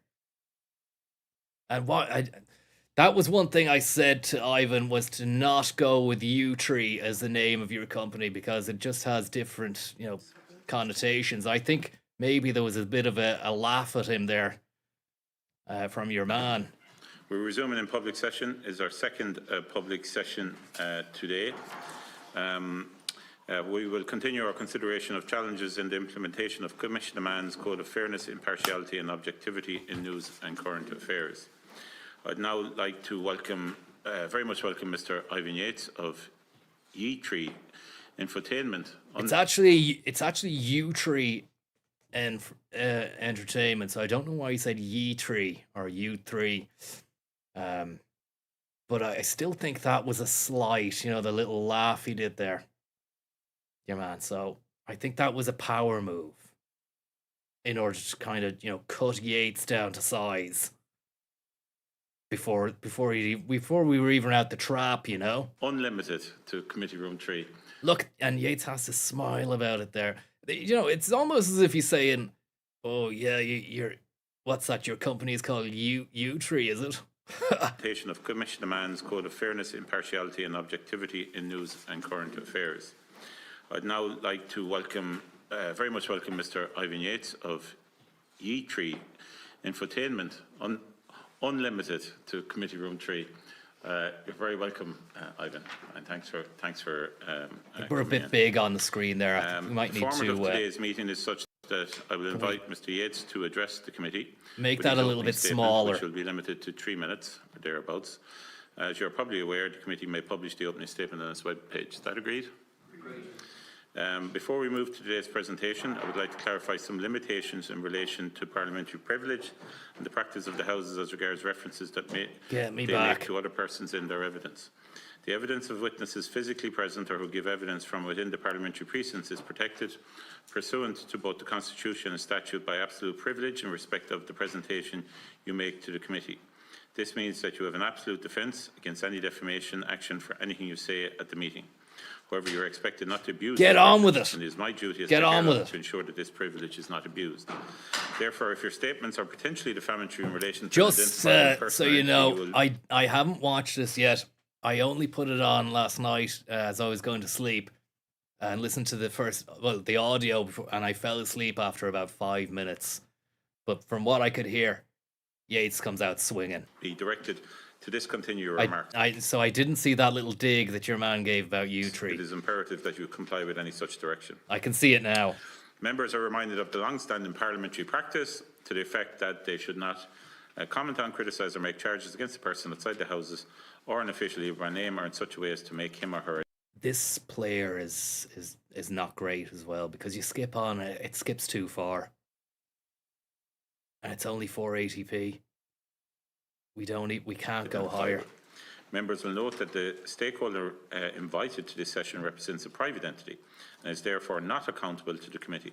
I'm going to skip. Attends, as regards others. Media training activities. Here we go. Here we go. Others who do work in this space. Thank you very much there, the peak. Kind, the invitation. Very, very kind of you. So it's very much appreciated. Tommy Schlug has had a mural put up somewhere in the Dublin Docklands. No way. Could be visited in early morning. Being fucking hell, no way. Appreciated that you came in, and now I ask you to address us with your opening statement. Thank you. Thank you, Chairman. Can you imagine it, going up against the government, even though it was an invitation? His arse is on the line. His reputation is on the line. All eyes on Yates. He's done the media appearances. He did the Morning Ireland thing on RTE, but this is the big bamboozler right here. Good evening to you all. I'm very happy to be here with the committee this evening. I understand, as you've just alluded to, you invited a number of people who train politicians for media engagements to come along, but I'm the only one who agreed to come along. That's a pity, because we would all benefit from hearing various different perspectives. Oh, it's just my my computer. Perspectives on these issues.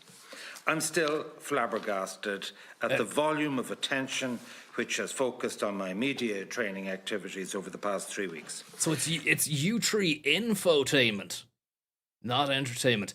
I think maybe your man was laughing, or he did that kind of cheeky smile at infotainment, because that might be seen in some circles as a lesser form of media than, you know, hard-hitting news.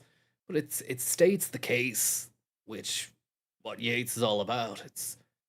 It's providing you with a different view, another view of what's going on, and it's to spark debate, it's to entertain, you know, which was his whole raison d'etre. I find it hard to see why he became focal point of such ire, but it's just that's the media. It was a witch hunt. Media training has actually been a small element of my commercial activities over the past number of years. And media training for politicians has been even smaller.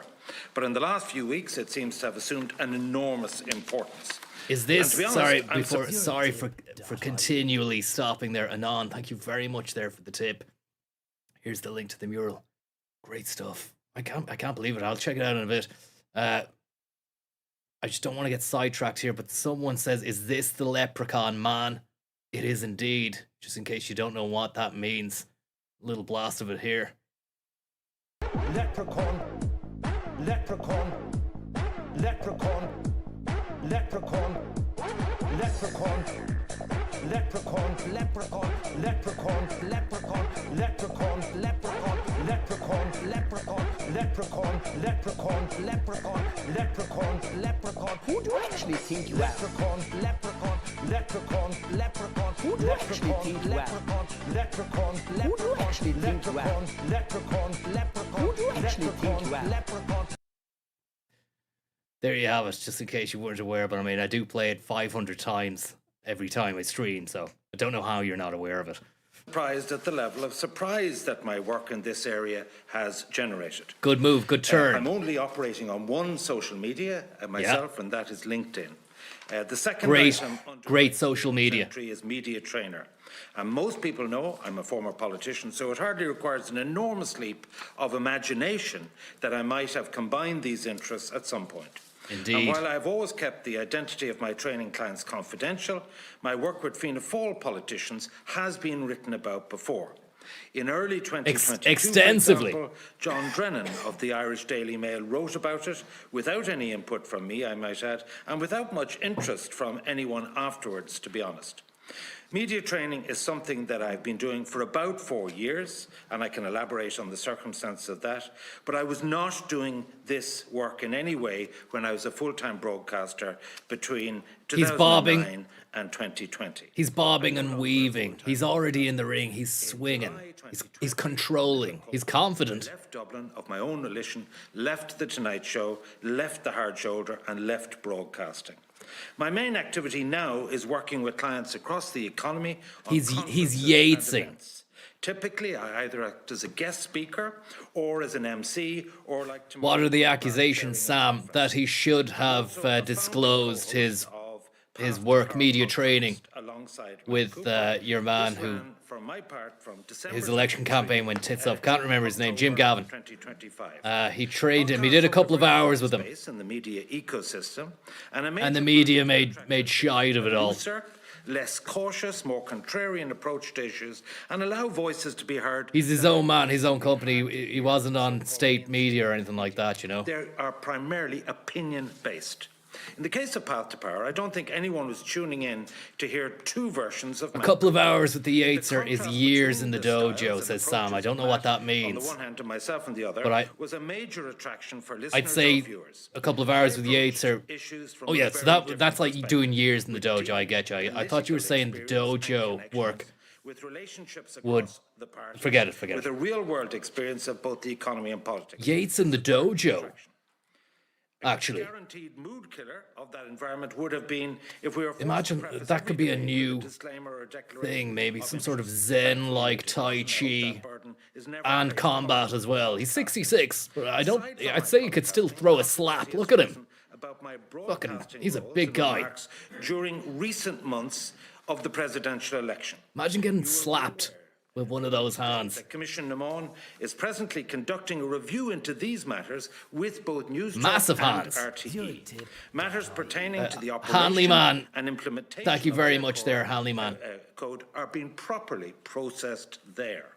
I do not believe it's the function of this committee to carry out a parallel investigation or parallelogram the outcome of that due process. I don't propose this evening to give further answers to my perspectives on these matters other than a lengthy interview I had with Dave McCullough on RT Today programme on the 10th of November.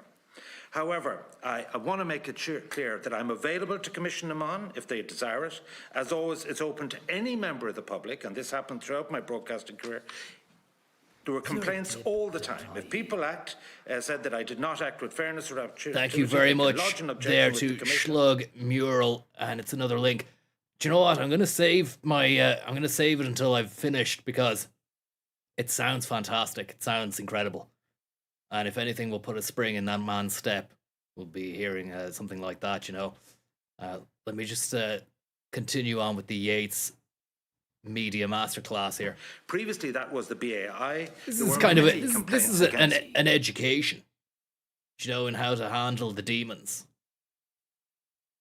As I said this morning, you know, it was like watching someone just turn on a tap, and the water of knowledge, of power, of confidence, and of competency flowed through that spigot, and it didn't stop.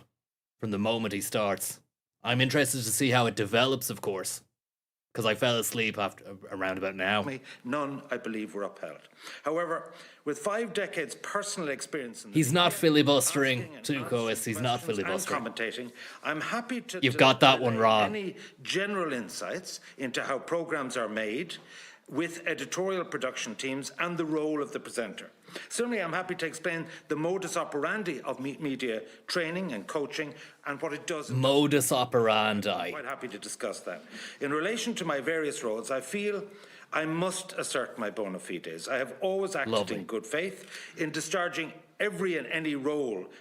Have you ever asserted your bona fides in a high power pressure environment boardroom grilling? You know, to have the confidence to be able to say that. The best of my ability. My commentary role is based on my genuine independent opinions. I have always sought to be legally compliant with all legislation, be it taxation, the Revenue Commissioner, CRO, fully compliant. My stances on many issues have never been a secret. It's a bedrock of my pugnacious broadcasting style. Exactly. I seek to operate in the equivalent of the op-ed section of a print newspaper, and I've written many columns in my day in the style of a polemicist. I have never felt beholden to anyone for other work. Shame about the microphone on that bit. Understanding conflicts. I believe my predictions, punditry, in every one of the 43 constituencies alliteration were based solely on trying to be as accurate and informative as possible. And I don't believe any training role altered the way I saw the election unfolding or the performance of various candidates. There are all sorts of conflicts. OBM says Terry Prone is cheering, but the thing is, nobody is advising Yates on this. He advises himself. There's no communications clinic here. There's no PR spin. There's no Q4. It's just total, unadulterated Yates. The man's an island. Okay? Yates Island. Across every walk of life. Relationships, family, friendships, political, shared experiences, financial. Can we police them all? Do we want to drown our legacy media in more and more onerous regulations, rules and protocols, or do we want to trust people to manage reasonable situations reasonably and to trust their audiences to make up their own mind? Finally, as regards this committee's consideration of future legislation, regulation and the policy of the media, I note you are deliberating the Broadcasting Amendment Bill 2025 and inter alia, the establishment of a register of interests. Inter-rail. In all future roles, Chairman, I will of course abide by any prevailing regulations that apply. I understand, however, so that notice the tone, okay? He came out swinging.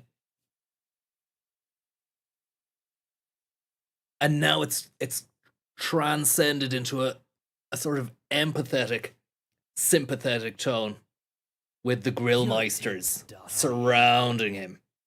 So it's a great twist in the tale. It's laying the foundations for a hard slog, but it's also drawing the dragons into your manifold and saying, yeah, you breathe fire, but I have a shield, and also I can breathe fire back. Why don't we just warm this place up with our fire together? Do you know?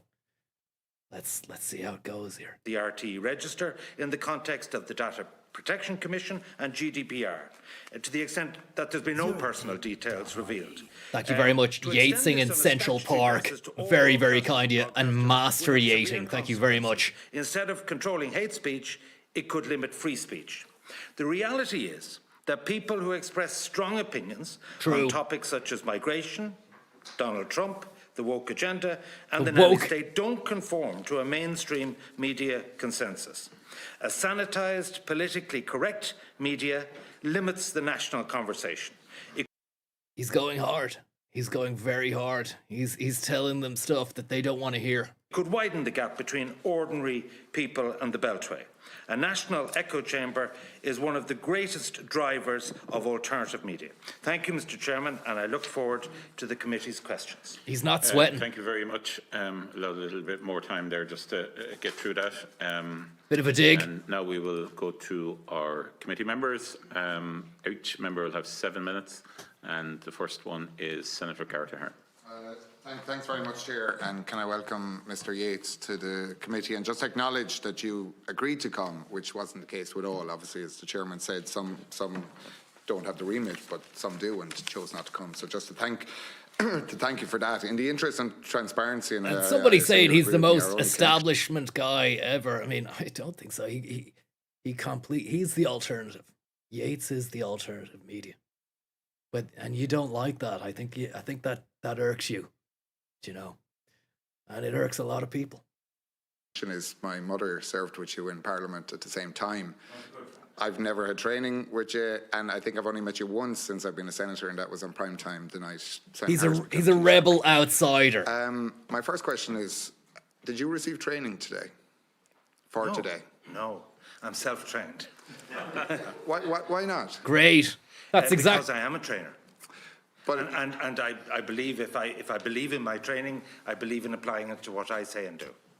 If your case for your profession that you do is people need training, need to be advised on what questions might be asked, is it not viewed that you don't need that yourself personally, that you're good enough to do it without any training? Put it like, I would hope so, but I would say that there would be people. I'm gonna get the wheel back on. That I would text them and ask them any guidance or advice, because I actually, in my days as minister, I have been before an Oireachtas committee. I haven't been in this format, and I always take advice from everybody. But have I had any formal training for today? No. You said, and you touched on your interview today with Dave McCulloch, that you have a golden rule, which is client confidentiality. But can you see the conflict in the public's perception that your adherence to client confidentiality has become an issue for them in terms of confidence in what you're saying is your personal belief or a belief in people that you represent? I'm always open to everyone's point of view. I'm not inured from that in any way. And He won't. I listen to He's that. not going to close debate. I think if I am allowed but he to will win explain it. what the coaching role is in some detail, and we might have a chance. Okay, that's chance okay. in a I while. don't have to do it now, but I could do it whenever it's appropriate, Chairman. This is like shooting fish in a barrel that actually for Yates, or says Darren. Indeed, it is. He knows. He knows that he's the heavyweight here, and he's going up against a load of flyweights. I'm not a strategic advisor. I'm not a spin doctor. So what I do is I take someone and I say, okay, what do you want to say, Gareth? This is a run around the park for Yates. Yates pulling hard shapes. Thank you very much for the tip there. Love the Kaz soft granite turtle sweater. Really enhances your whole style. Thank you very much. For media training. Yeah. That's not considered small, would it be? Well, or how big are your other elements? Well, let me explain the numbers. And this is when the cameras are on. Imagine how hard he goes when it's behind closed doors. In July, and I had 35 events in my diary, and with COVID, everyone was cancelled. I couldn't go to the pub. There was a 2-kilometre restriction, and I thought, what could I do? So I wrote 20,000 words of everything I ever learnt in 22 years of answering questions, and then 12 years of asking questions. So I wrote this down, and I put in a syllabus, and I linked up with iQuest, and we did a masterclass on this. iQuest. And actually, no, but the point I'm making is, you said on the show. Who are iQuest? Hundreds of so people have gone through the masterclass. Yeah, but there was other individuals haven't done the master, and they just done. I want to do a masterclass with iQuest as well, and you mentioned it before, particularly in housing. You have a keen interest in housing, and you would be perceived as a housing. That sounded like a developer fart. as well, in a Not lot of sure. ways. You've if it was that a sneaky one that just. You've hundreds of. So people have gone through the masterclass. Yeah, but there was other individuals haven't done the master, and they just done the coaching session. You've other lines of work as well, and you mentioned it before, particularly in housing. You have a keen interest in housing, and you would be perceived as a cough.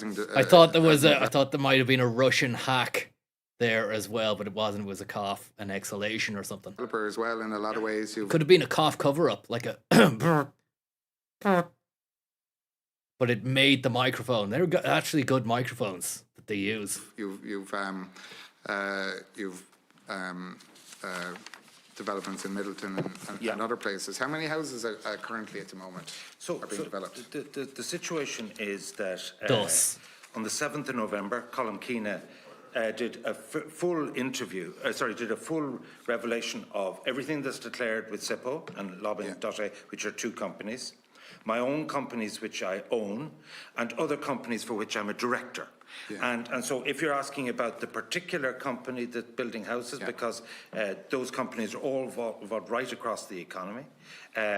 It's a company called Mortimer. Yeah. It's built 90 houses in Castlemartyr and is currently in the process, has planning permission for 400 houses in a new development. It's like the Adamstown of Cork. Why are we talking about this? 400 houses in Middleton. And you give advice then, because you've said... I'm chairman of that company. You're chairman of that company. But I don't own the company. But you've said on your podcast as well that you give advice to housing agencies, housing organisations. So one of my biggest clients on the event side of things.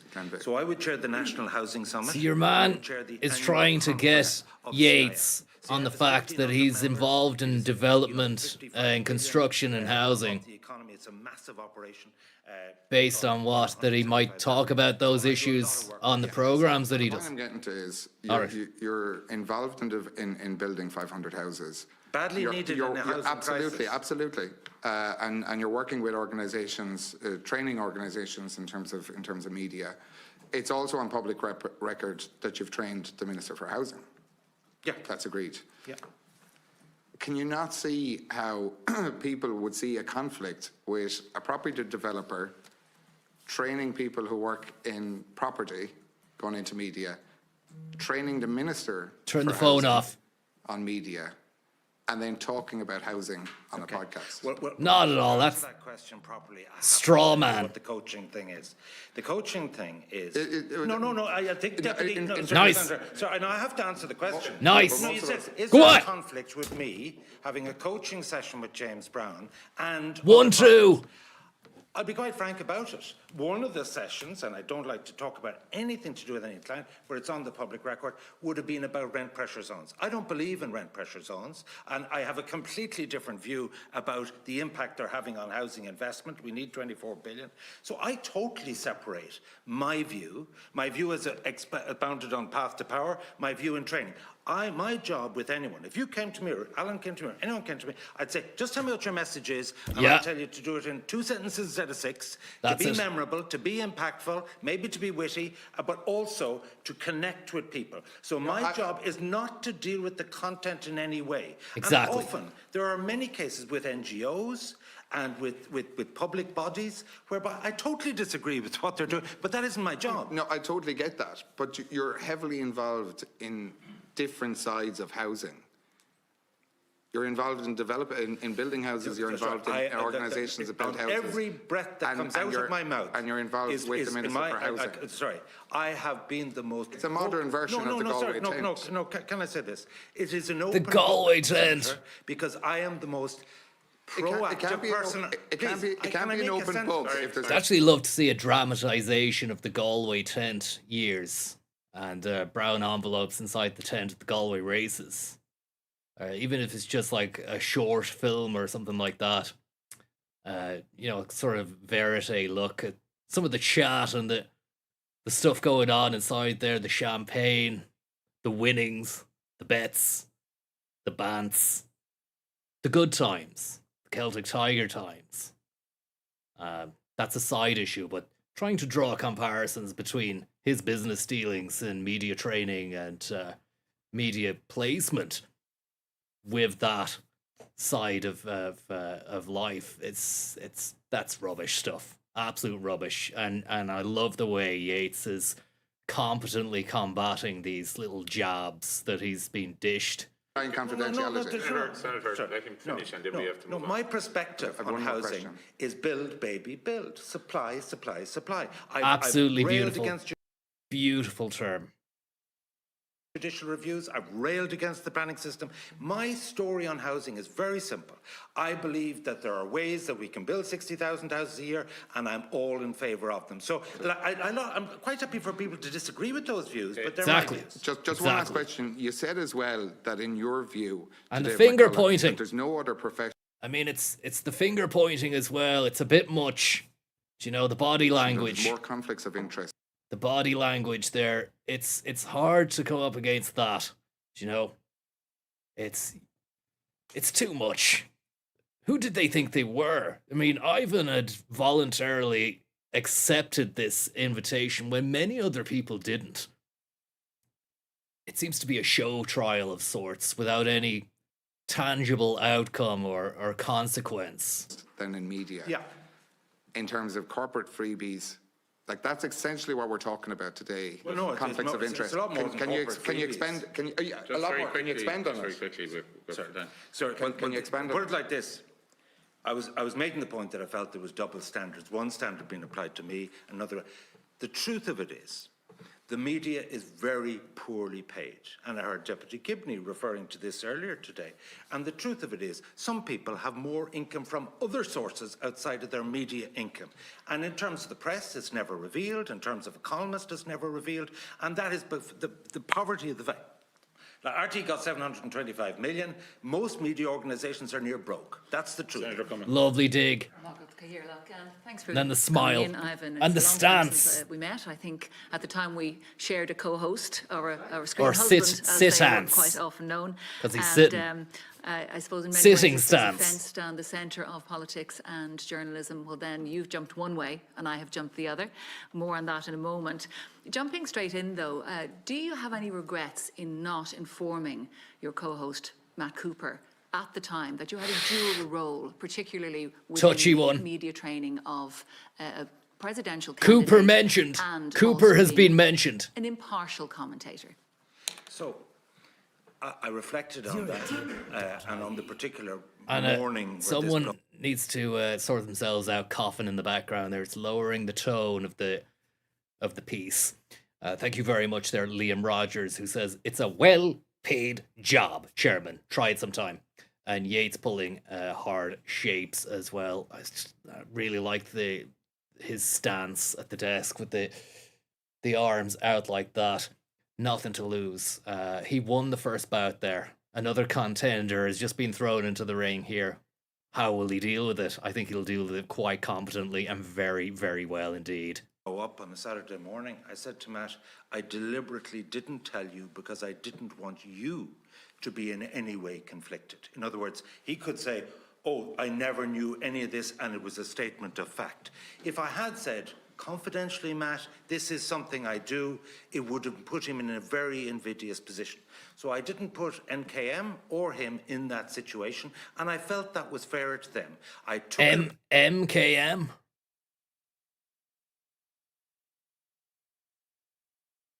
Question mark? Who are MKM? He was protecting Matt Cooper. Media, cool media. Or NKM. No way. It's Noel Kelly again.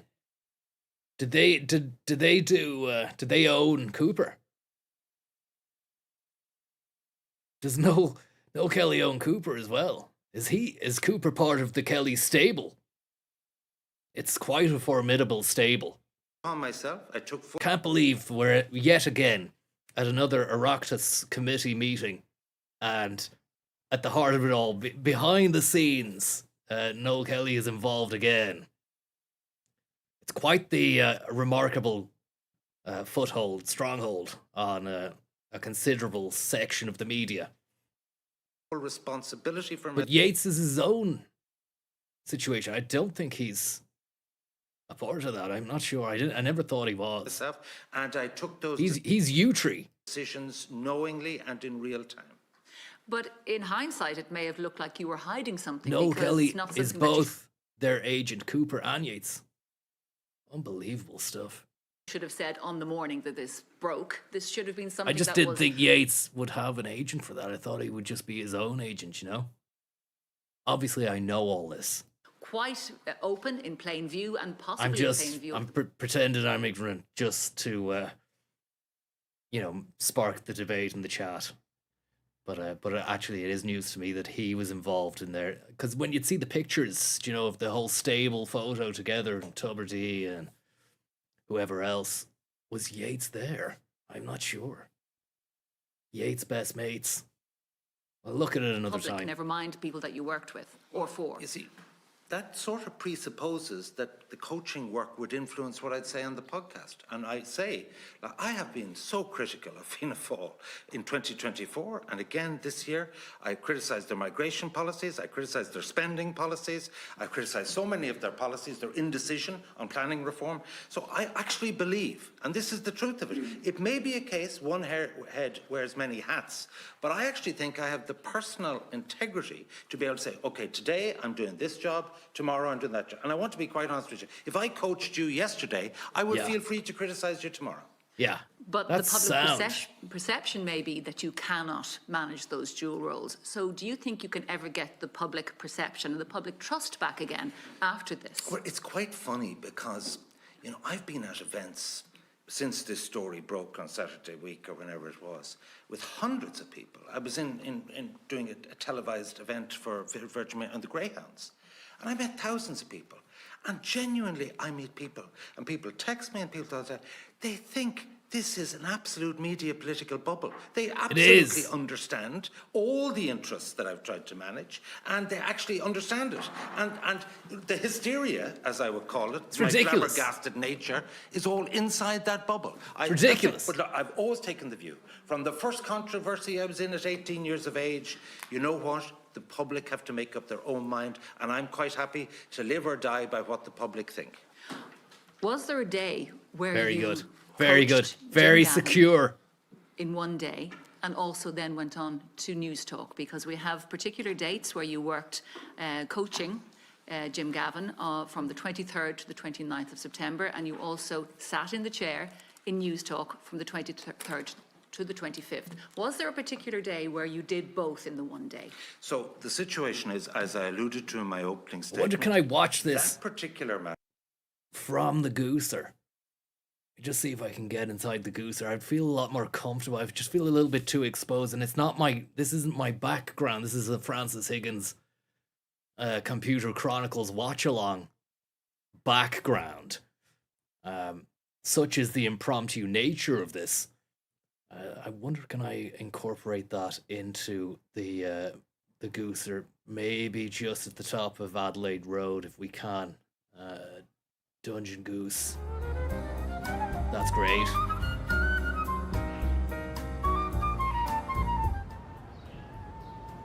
We can kill the jazz for that. And let's see, can we put that there? And then that there. And then we can just increase the piece. Oh, perfect. This is brilliant for me. This is fantastic for me. This is my dream Friday afternoon, actually, just sitting in the Gooser watching Yates crush and dominate in a select committee hearing. and all those matters of those 3 days, and my remarks from smearing the bejesus right across, and my discussions on RTE as a sounded like he said smearing the bejesus pundit, are all subject to Commission Amman.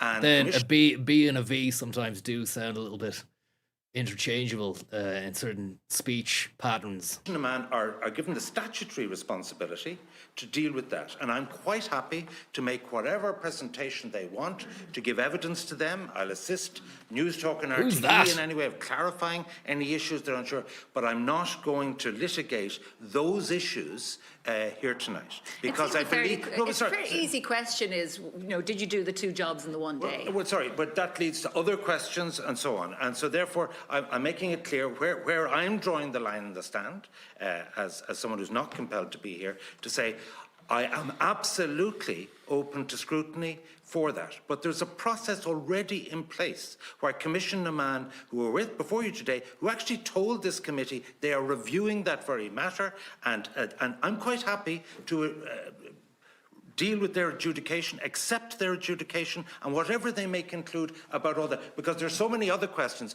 But the only thing I can say is, I have always believed, no matter what I did in the evening or the morning in relation to the radio, that I have always acted with fairness and objectivity. And if anyone wants to make a complaint that something I said was unfair or lacking in objectivity, there is a due process to deal with that.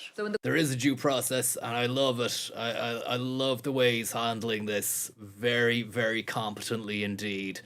Laying down the law, setting the scene, and painting the picture that needed to be painted after the hatchet job. Quiet of your own kitchen or driving home in your own car, you never once thought there may be a conflict here. If this comes out, people are going to have mistrust, or we may have to look at the entire situation. Senator, I really can't be responsible for public perceptions. I can only be responsible for my own actions. And as far as I'm concerned, there is nothing I did in any of the spheres that conflicted me in my mind of giving my honest opinions on things. But can I just make one point about the Pat Kenny show? if you actually knew the way the Pat Kenny show works. So I would get up at 5 in the morning and I'd be there at 7. There'd be 9 early riser briefs and 3 stories of the day where they... if you knew Emer Bradley, the editor of that for the last 12 years, she's one of the most dominant editors I ever came across. The content, the guests, the tone are all decided by her, her 2 producers, and I actually feel all of this, for those 3 days in question, have actually completely left their integrity exposed because, in my view, I was simply under orders and they controlled the editorial policy of those programmes. And I can absolutely assure you that they act impartially. And lovely stuff. Getting in the collateral damage that has occurred in a professional context as well. It's really helping the case. We also then spoke about, you said you're surprised, you're flabbergasted at the reaction to this, but there is a reaction and we are here where we are here now, and there may have to be changes in the regulations. If there are, would that put you off now from being a media trainer / commentator? So, let's be clear. I'm 66 2 weeks ago. I got my free travel pass. I'm living in Enniscorthy. I would have to live full-time. I took, of my own volition, a decision to leave broadcasting. I never expected I'd be back. He's, for 66, fucking great. Whatever I do in the future, you wouldn't think, and also, I mean, but it won't be broke. And I've no plans. It feels like he's got a lot of fire left, you know? Any chat about him leaving broadcasting is an absolute loss. It's broadcasting loss. He needs to go alone. He needs to do his own path to power. Truth to power is what it should be. And it's only if they're really stuck and I'm available that I'll do it, you know, as a kind of busman's holiday. So I take it then you won't be running again for election? No, I've no desire to run for election, no. Senator Nicola. Thank you, Ivan, for attending, as you say, and as everybody else has said, you didn't have to, and you're here, so that's great. I actually happen to think that the crux of everything that we're discussing here was essentially dealt with or exposed, if you want, in the earlier session, a session that had less interest, possibly less public interest, less member attendance as well. But I think that the regulatory gap is. He'll live to 120. There it says. But I would like to have Mr. Mann. You, if you don't mind. I think he just. It really does feel like. Nuances because. You know, just from watching him competently battle away like this, then he's at least 10 years less than what he is. A full-time broadcaster anymore. And hopefully he does live to 120. It gives us a lot more time to consider some brand new moves. I was 20 years a broadcaster. I was often called a pundit. And the key difference between a pundit and a presenter is that I did not give an opinion. It was my job to not have an opinion and not give one. So sometimes the general public don't know the difference or don't understand fully the difference between a full-time broadcaster and presenting a podcast. She needs actually. She actually could do with training. Actually, all the panel could do with training from Ivan on how to really hit the notes and wrap it up in a nice, concise manner, because it's too wordy at the moment. Already, I'd say Ivan is thinking this is easy because she's lost the audience, as did the other two, and I can just keep speaking after this, and it's going to sound again like water coming out of a tap. It's going to be fine. I didn't have the information of your relationship or lack thereof, or whatever relationship you had with Jim Gavin or Fianna Fáil. So it's just around making sure the general public have the information that maybe you and I have inherently. I think that's the gap that I would identify. Can I answer the question about podcasting and the future regulation of podcasting? And I heard Deputy Malcolm Byrne and I heard yourself, Chairman, summing up the meeting this afternoon. I was on the train, I couldn't hear all the meeting. But I have to say, I just want to agree to disagree here. So when I started the podcast, I'd done calling it, which was a specific thing. Wordy McWords, and thank you very much. But this was new, a big commitment for me to do it. So I checked out what was the regulatory situation. And basically, defamation law, incitement to hatred, were the normal language. There was no regulations. Podcasts weren't licensed or whatever. And so people have said, well, this is a gap and we need to fill this gap. I couldn't disagree more from this point of view. Strong. I find, whether it's spoiled votes or anything, there's a huge alienation from the mainstream media, and podcasts are filling this gap. And to be honest with you, one of the things I used to do was look at the charts on the Apple podcast charts every week. Great. Number one was usually Vogue Williams. We were number two. Great and in podcast. Politics, my main competitors, the rest is politics. No, the two Johnnies are on a different, but like the point is this. Again with the little snide remarks. Although maybe he just is a fan of the Two Johnnies podcast. But I didn't think Two Johnnies were going to get a mention here. I mean, Ivan did name check The Rest is Politics, which is the Alistair Campbell thing, you know. Gary Lineker has a stable of mainstream podcasts, and that would be a popular one. Alistair Campbell, who competently led the country to war, now speaks as a pundit about the country's politics over in England or the UK, whatever. So, I mean, it's not as if he's up against the most reputable of competizione. But great to hear a mention there for Vogue Williams and the Two Johnnies. I'm not sure if we see the player is not great for skipping back. Podcast charts every week. Number one was usually Vogue Williams. We were number two. And in politics, my main competitors, the rest is politics. No, the Two Johnnies are on a different. But that like was a dig. Such a dig. Gotta hand it to him. He loved saying that, you know, as if Yates wasn't able to swing with the big boys of politics, and he belonged in a stable with comedians, and he really enjoyed that little dig as well, and I did as well. What is this? They're outside the jurisdiction. How will you control? Like, we had people listening to Path to Power in Australia. This is a global phenomenon. So, the Joe Brolly does it from Derry. Like, there's no way. The Joe Brolly does it from Derry. It's great stuff. That you could police the rest of politics. It's getting good here. Just need to show that the emphasis on the Joe Brolly and that smile as well. That damn smile. See, this is, it kind of cheapens and lessens the entire committee when the lads are just making little wisecracks and jests and japes at Ivan's expense. But I tell you, Ivan just fucking, he has the class, the gravitas, and, you know, the nature, which shows these guys for who they are. That's right. I think. But like the point is this. They're outside the jurisdiction. How will you control? Like, we had people listening to Path to Power in Australia. This is a global phenomenon. So, the Joe Brolly does it from Derry. Like, there's no way, in my view, that you could police the rest is politics. It's done from London, or the rest is politics America will be done from New York.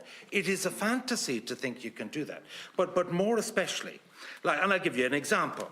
Like, if I was presenting, or if I was even on Morning Ireland, I would speak in a certain way. So we'll just take something to do with you, Chairman, just off the top of my head. Nice. So if I was say row about Catherine Connolly and Alan Kelly, if I was speaking on the podcast, I'd call you AK-47, simply because it's colloquial, it's a different language, and it's more gossipy, and people love it. He loves that. It's less. And he loves that as well. AK-47 loves that as well.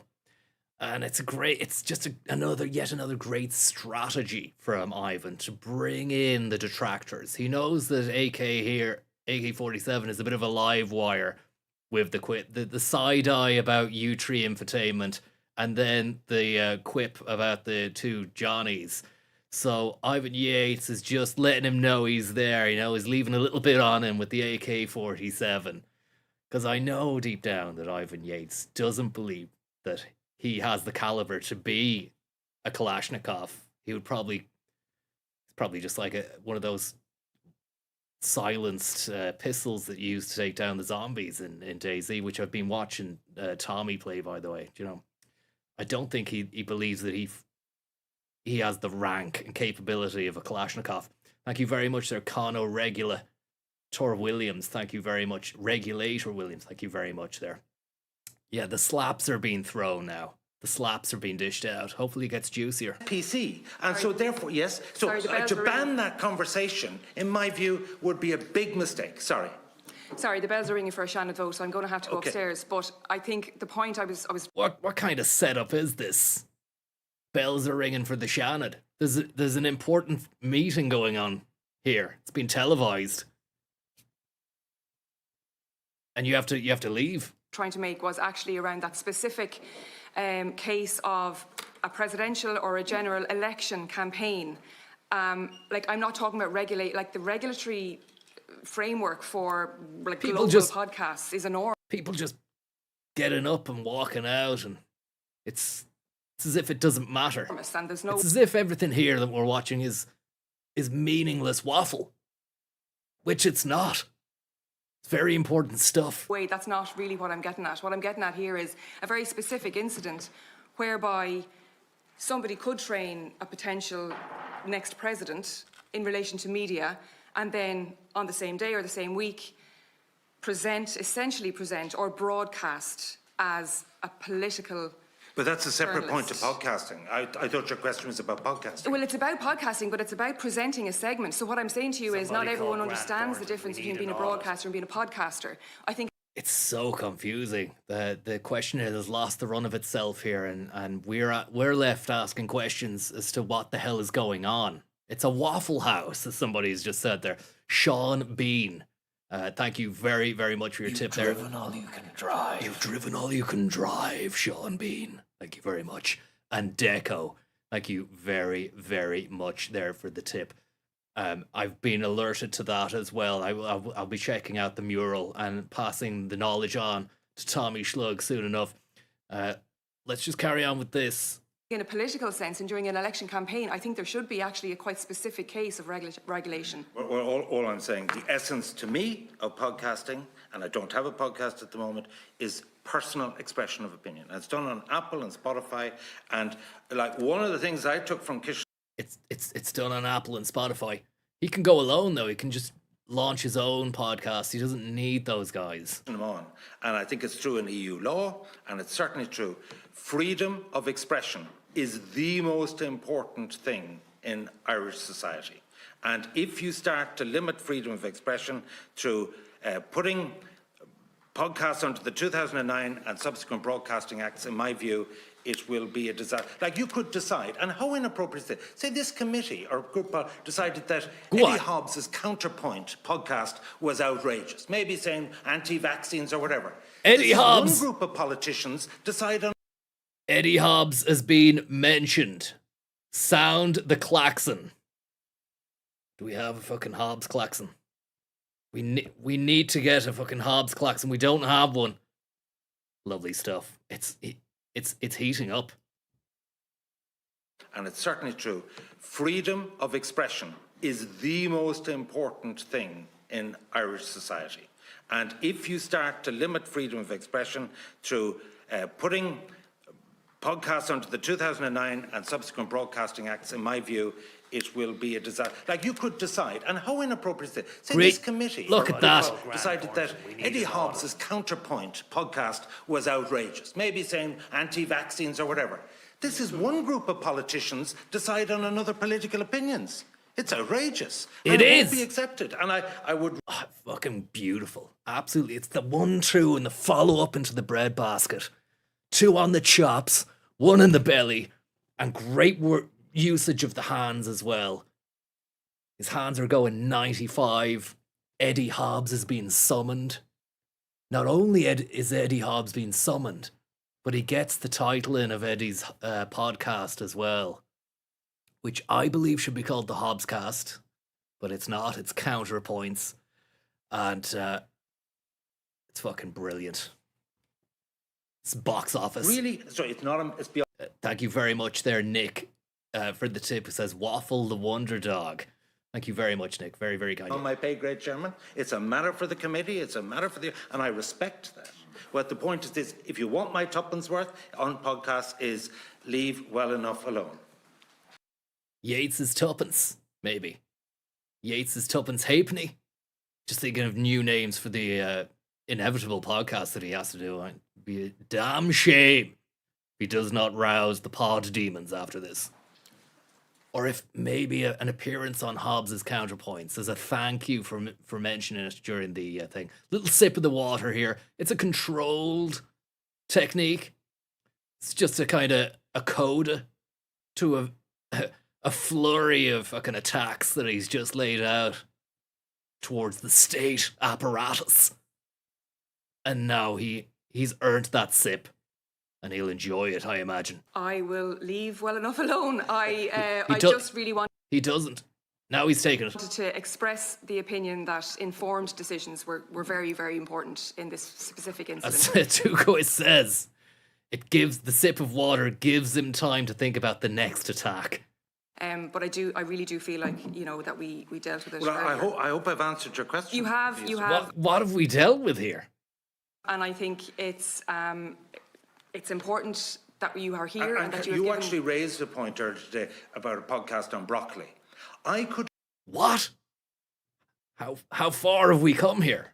I don't understand where this has gone. Was this a good use of taxpayers' time, this committee?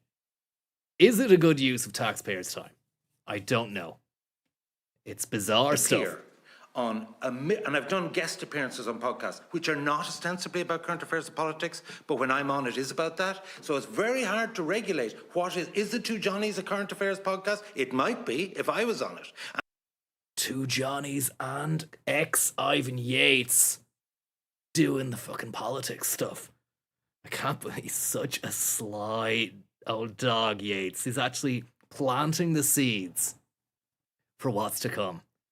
Counterpoints, Hobbs, Two Johnnies, crossover politics. Fucking fantastic stuff. And, broccoli could turn into that too. And broccoli as well, the broccoli cast. So actually regulating what is current affairs is very difficult. Okay, Deputy Byrne. Thank you very much, Chair, and thank you, Ivan, for coming along. I obviously... A new contender enters the ring. Experts, I've known Ivan for quite some time. I did not receive she's left. Any media training, and I don't think the issue, Ivan, is around the work that you do. I do see the benefit of media training. Some people are not experienced at appearing before committee. In a lot of cases, you have a very good reputation. I'd maybe ask in the case of Jim Gavin, we might look for our money back on that one. Little dig there about the whole Gavin scenario. But I think I want to follow on, and it was advance on a questioning, because the point is about, and you used the phrase yourself, people will make up their own mind. And that's correct. And I enjoyed listening to your podcast with Matt. I agreed with you some of the times, other times I was shouting. This is so meta, says Oland B. Media training within media training. And that's exactly why I wanted to watch it. Because that is the essence of what we're about, is it not? And it's the sweetest plum for him to be asked to appear like this in a kind of kangaroo court. And for him to just... It's like nothing. It's like water off a duck's back for him. He dominates. In my head about what was being said, and that's part of the importance of a debate. But it is around, people knowing exactly where someone is coming from, and particularly if they have received payments. And I know in my case, ever since I've been involved and I worked as a public servant and as a councillor, when it came to conflicts of interest, I always said, if I ask the question in my head, then I feel I should declare it. And at least then people will know, and it's clear, and they're informed. Sure, why would he have to ask that question? I say it respectfully, that you seem to have the sort of Chinese walls within your own heads that, yeah, I can be working for and paid by a property developer here, yet I can hold different views. And that I've never heard of Chinese walls. I mean, there is the Great Wall of China. That's what he means. May very well be the case. But I think as a public, we're entitled to know that. And I certainly think in the case of where you're an influencer, and we put a lot of pressure on social media influencers that they should be declaring if they're being paid by a particular company, they have to say, I am being paid to promote this product. Do you not feel that a similar requirement should be put in place? So it's not about your view. Chinese walls is a banking / compliance procedure, says Mr. Derp. Do you know, in all my years in the boardrooms, the big powwows, the meetups, the CEOs, the tech firms, I've never once heard that mentioned. Isn't that amazing? But if you're coming on and saying, today I'm going to talk about, property in Ireland. By the way, I don't think it's a conflict, but I have worked for the Construction Industry Federation or Glenveagh or whoever. And I'm just wondering, do you see it that way? So I'll tell you why I don't see it that way. Go on, Ivan. All my clients across every sphere, and even when I was at TD for 22 years, I operated on the basis of certain things I did and certain discussions I had were confidential. And when I set up this business in late 2021, it was actually quite funny. I went to Teneo because I actually thought all the 50... He's not training them on the content of the message, says Mr. Keogh, just how you deliver the message. Do graphic designers get pulled up over their politics if they design an election poster or leaflet? Couldn't have put it better myself. Very, very concise take, which, really just highlights the ridiculous nature of this grilling session that we're witnessing right here. PR companies who are doing this full time, that I would act as their coach, just come in to do the coaching role. And, someone in Teneo said, Ivan, can I do you a favor and say, no PR company is going to let you near their CEOs because you'll get so friendly with them, you'll cannibalize our clients. And so therefore, I reconstructed. So client confidentiality, I can assure you, and I'm saying this about all clients, nice. In terms of media, they would always say to me, this is confidential. They would say to me, this is confidential. And I respect that. And they're entitled to say that. In the same way that I would deal with my accountant and my solicitor. And I'd say, this is confidential. So outside of this bubble, confidentiality is the basis of trust. And you will not get... If I start... But given that I'm kind of seen as a motor mouth, if I was to talk about your business or someone else's business... It's not so much an individual business, but I would certainly expect if, for instance, you were talking about the property industry, and it's not necessarily that it was, a particular company or whatever, but to be able to say, last year I was paid... I think this lad...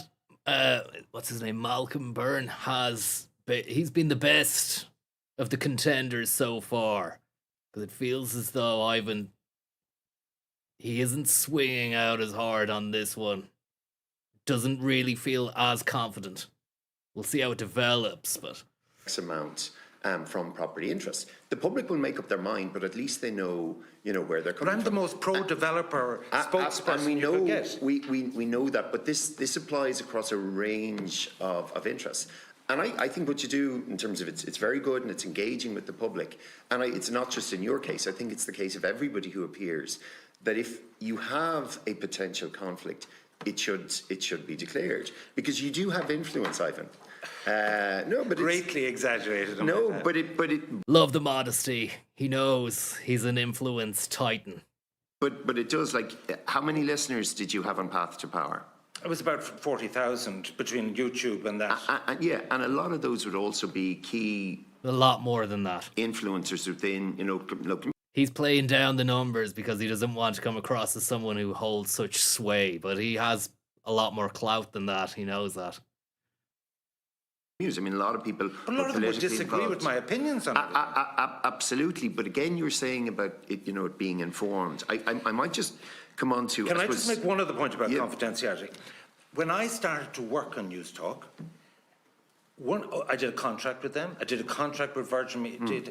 First thing on it, this contract is confidential. You cannot discuss your pay. You can. I'd say we moved on. Yeah, Ivan. Not really taking this round as well as the previous three. I think Malcolm's time is coming to an end here. Maybe Malcolm is the last one. And we dealt with that in this committee on RTE. I want to move on because some of the other areas is... Okay. So obviously... I think Ivan just went to put the glasses on and he put them right on the top of his head, which just shows you how much stress was going on right here at this moment. And you see that again. I'd say we moved on and we dealt with that in this committee on RTE. I want to move on because some of Watch this here. the other areas is Went onto his head. I can't freeze frame. The player is not good. Okay. So obviously, and it was mentioned in terms of your predictions that you make, and I think probably every politician in here would have listened to them. But Gary said that was for his third eye. Would have at the time also, What do they call that? Your chakra or your fucking what's that? Pineal gland or something.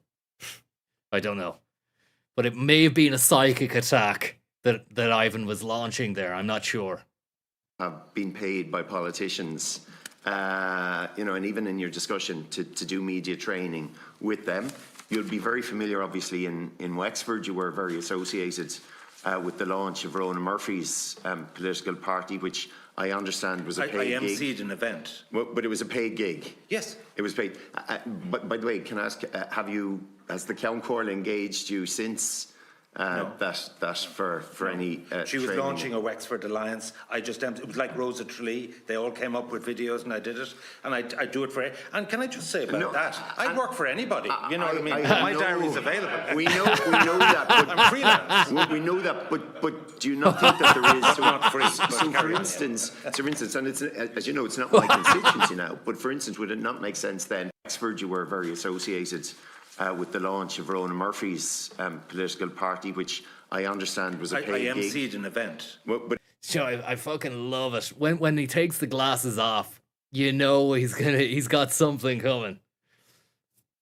It's beautiful stuff. It was a paid gig. Yes. It was paid. But by the way, can I ask, has the Count Corl engaged you since that for any She was training? launching a Wexford Alliance. It was like Rosa Tralee. They all came up with videos and I did it. And I do it for... And can I just say about that? I'd work for anybody. You know what I mean? My diary's available. We know. Yeah, loving it, Yatesy baby. Picks up the glass, goes for a little swig, gives him time to think about the next attack, the next wave of attacks. We know that. Look at that. That's power. That's path to power with Yates and Cooper.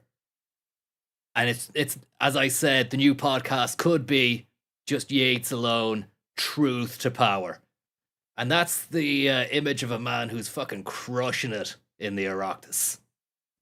But I'm freelance. We know that, but do you not think that there is... But not free. But carry on. And a follow-up, I'm freelance, but I'm not free.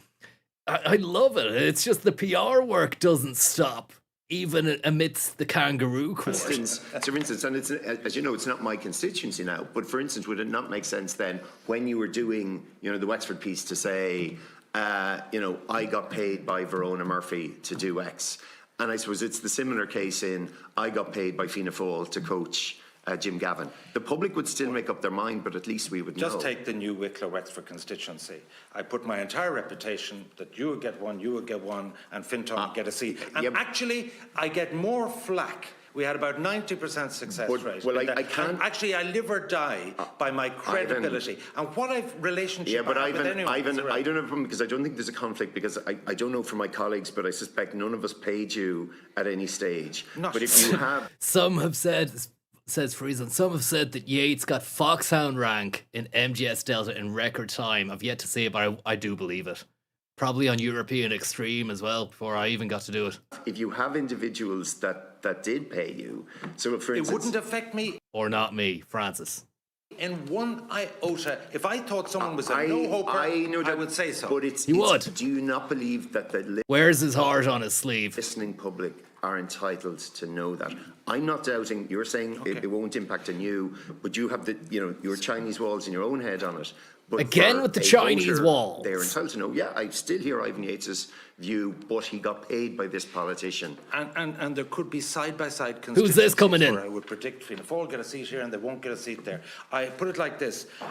If I was to be, and one of the things that's really amazing is, over the last 10 years, no one has ever accused me of being a lackey for anybody. So therefore, Ivan, you're avoiding the question. No, I'm saying it's gaslighting. You're avoiding pure gaslighting. He's been gaslit. So I want to come back because I'm not accusing you of being, a lackey, but what I am saying is that as somebody who enjoyed listening to podcasts, I think that I'm entitled to know, and I think the public would like to know, as you said, use your own word, the public make up their mind, to know I have been paid by XYZ politicians when it comes to political podcasts. So the question is, do I feel that every invoice I've ever issued that might impact on what I might say should be revealed? That's not the question What is I the asked. question? What is the question? So my Yeah, question what is, is do it? you think that the... I love it. I love it. He's turned this one around. I thought your man had him, but Ivan's turned it on his head. The little jokes, playing to the gallery, people, he had them all in stitches. They were rolling. And this lad has lost the momentum. He had some good momentum, but he's lost it. And he's mentioned Chinese walls twice, which is a mistake. Public are entitled to know that if you're going, and by the way, it doesn't just Because you, but if somebody... he's projecting what he feels Ivan has inside his head, regardless of whether or not it's Chinese walls or whatever that means. He's simply putting a label on Yates, but Yates is unlabelable. goes on RT, a panelist or a columnist, and they have been paid. Yates is by... like the jar of stuff you buy in an artisanal food shop that doesn't even need a label. It's just in the jar. You see it, you know what it is. You can open the lid, have a smell, go, yeah, that's good stuff, and then you buy. Politician to do a particular piece of work, that they should declare that. But Mr. I'm paid by the hour. Like once the hour is over, you don't have me. Yeah, but That's there's it. yeah, but if it's a regular or a significant sum of money, there are no retainers. I've absolutely no retainers. That wasn't the question. Okay, the question. Ask the question again. Yeah, we're running out of time. Great stuff. Fucking great stuff. He's only highlighting their lack of ability to be able to level a pointed accusation or even formulate an intelligible question. It's turned into word soup. I just hope we can only get back to talking about other podcasts or mentioning maybe Hobbs again. That would be fantastic. If Hobbs gets a second mention, I will be flabbergasted. So when you have like a significant, so for instance, I'll use the example. Do you think the voters in Wexford were entitled to know that you were paid a significant sum of money to what's the MC significance of from Verona Murphy? So that is an event, right? There's no training involved in that, and to be honest with you, I think most people in Wexford would know I wouldn't do something like that for nothing. I think people know that. But then if you do, why don't you just declare it? Okay. Well, sorry, I declare it to the revenue commissioners. Exactly. But not to the listening public. I think the public decided. Terrible end to that one. Started strongly, but lost it in the end. And I love that from Ivan Yates. Yeah, I do declare it to the fucking Revenue Commission. And then he's left with what? Malcolm's left with nothing but to say, but why would you not tell the public? The public know what they're getting. Deputy Byrne.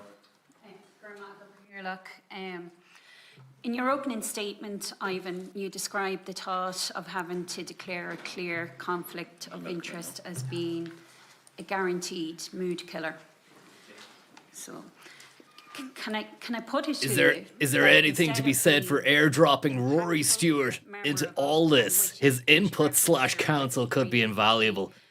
I know. It really is suffering from lack of input from other podcasters that he would be up against, especially Stewart and Campbell. Politics is not an entertainment show. We represent real people and real lives. So whether it kills your mood or not, That Campbell is a fucking waffler as well. I don't know where he gets the gall to continue with the prominence that he positions himself in. I mean, obviously it's the money, but like some people have a neck. I make no apology for it. And I don't take myself that seriously. I could never see Ivan massaging the details of, the findings of the science crowd regarding weapons of mass destruction, so to enable the country to launch an attack.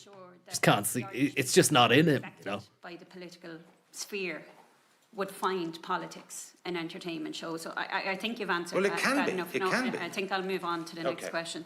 You spoke a lot about trust in your opening statement and widening the gap between ordinary people. Do you understand that trust in media is slipping in this country, and your actions directly tied to the reasons that certain aspects of our society are becoming more distrustful? Well, It's nothing to do with Ivan. Deputy, people say to me that they consider this whole controversy as a huge deflection and distraction from the real issues of Big housing, time. migration, cost Big of time. living, and so on, and that actually they can't understand how so much focus is on it. That's Exactly. the reaction I'm getting from the public. Okay. So you've no regrets about not being No, forthcoming? I have a with who couple you've of been working regrets. with? I What have are a your real regrets? regret for Emer Bradley and her team in the Pat Kenny show and the situation that we were in. I have some regrets in relation to the smearing the bejesus comments and the impact and the way they were used by the Connolly campaign and the Don't impact regret. it had on Heather Humphreys. Don't The regret. context of that was on the 8th of October. After Jim Gavin had left the field, I was discussing it on calling a podcast and I said, game over, Catherine Connolly's going to win. One of the options is to go negative, and I used a colourful phrase about that. The lie had gone the whole way around Ireland that I was actually involved in the Heather Humphreys campaign, and then later Fine Gael accused me of being part of some Fianna Fáil campaign and saying that I just made the comments in a punditry way of one of the options is when you're losing, you know, it's a Trumpian option. I was over in 2016 for 16 weeks in America, you know, lock Hillary up.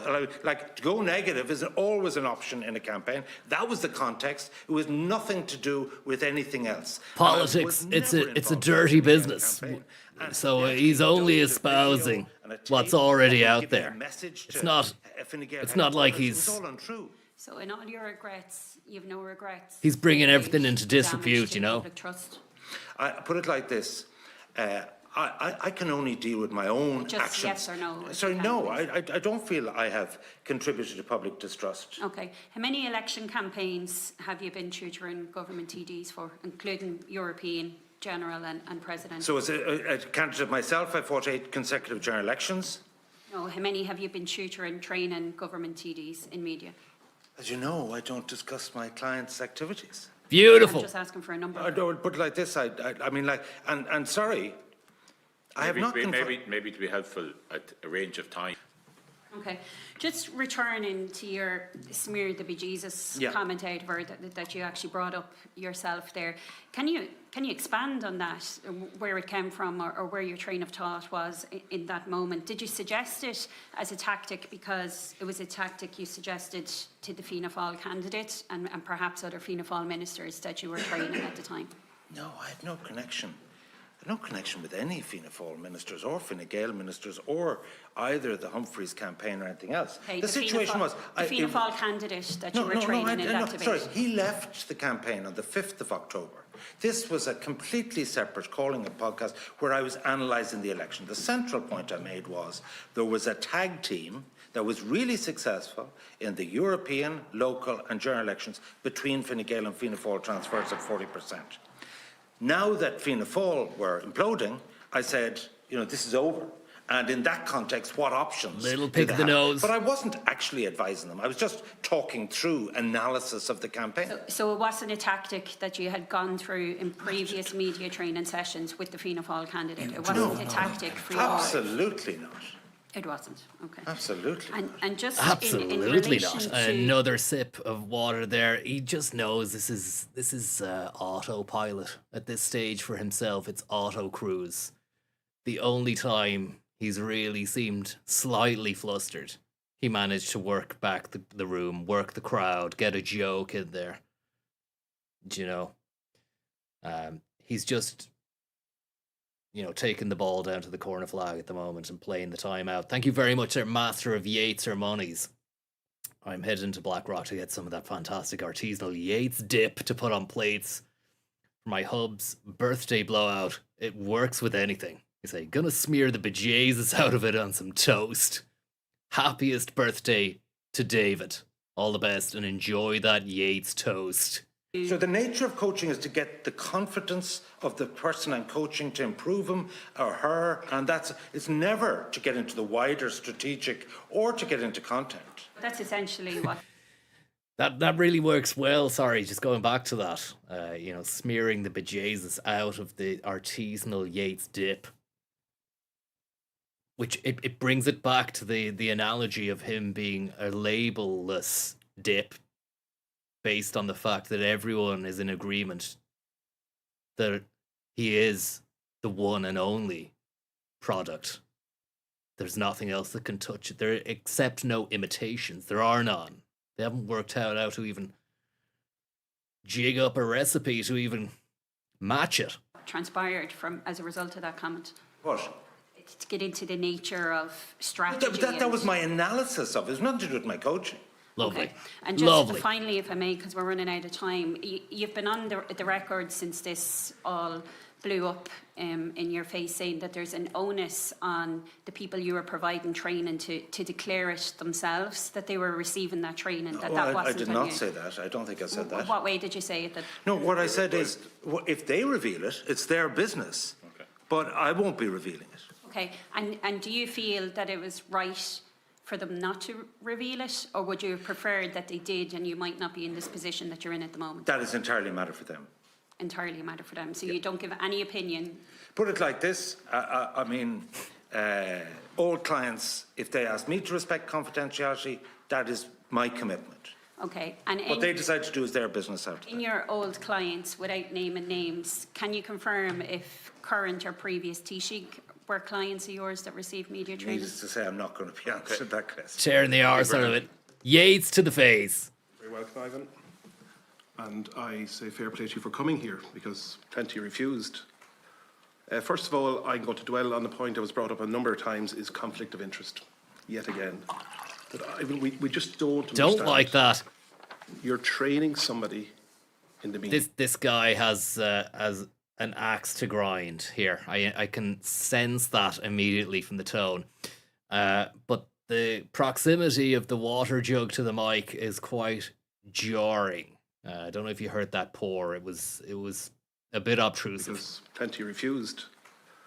First of all, I'm going to dwell on the point that was brought up a number of times, is conflict of interest, yet again. But we just don't... Was that a subliminal usage of that pour at that particular time? Had he asked someone to do a big pour when I say conflict of interest in some way to maybe smuggle in to our subconscious mind that he was spilling the beans or losing the run of himself in some way, or he's pissing it away. Maybe it's conspiratorial, but I think that there was something there, and I think it was too on the nose. Don't understand. You're training somebody in the media. Bass boosted water pour .wav. I'm not sure if it was piped in. I mean, that's another theory as well. It's circulating and swirling around. But I think that was a physically done situation right at that time, right at that moment. And then you're going in, maybe within the same day as we heard earlier on, to give political commentary on it. How is that not conflict of interest? Is that not you literally training Troy Parrott and the Irish team and refereeing the game in the second half? It's not. What I would say is this. It's not, and he'll tell you why. Produce the evidence where I showed bias, where I showed lack of objectivity in any public comments. Produce the evidence. That's the real test of this for the public. Did I say something over a period of time that tried to move people in a certain direction because I had a connection with them? And I'm submitting that there's actually no evidence of that, but I'm quite happy for Commissioner Mon to assess that. Why are you putting the onus on the people and not on yourself, Ivan?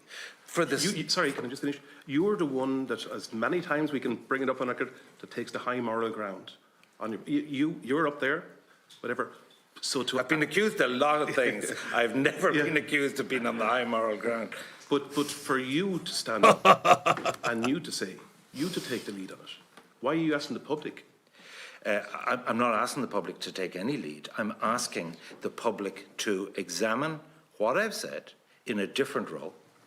I actually think that the nature of coaching I've described it as like a physio on a dream. It's like I'm not the banished door. I'm not the selector. I'm simply getting down and just massaging the information, massaging the muscles, getting the muscles primed and ready to play.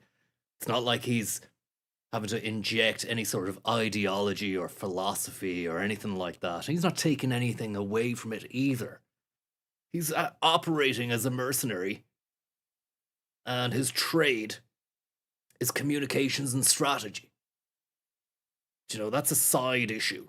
It's a side hustle. job is to anticipate the questions. They come up with the answers, and for them to actually deal with the task in hand.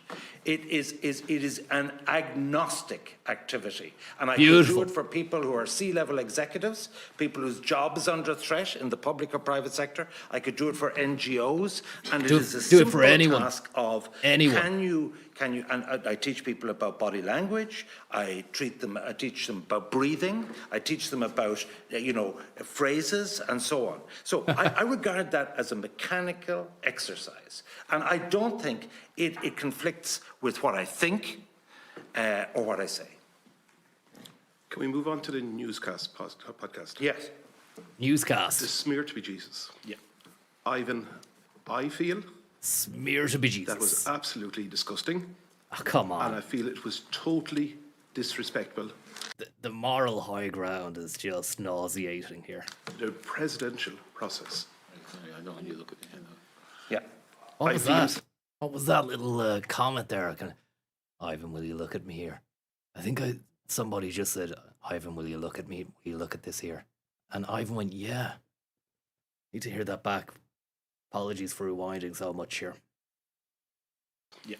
This is another thing like the water jug. This is a water jug moment. And there's some great stills from this. Might have to go back and get the stills. Because they're quality pieces. Renaissance-esque.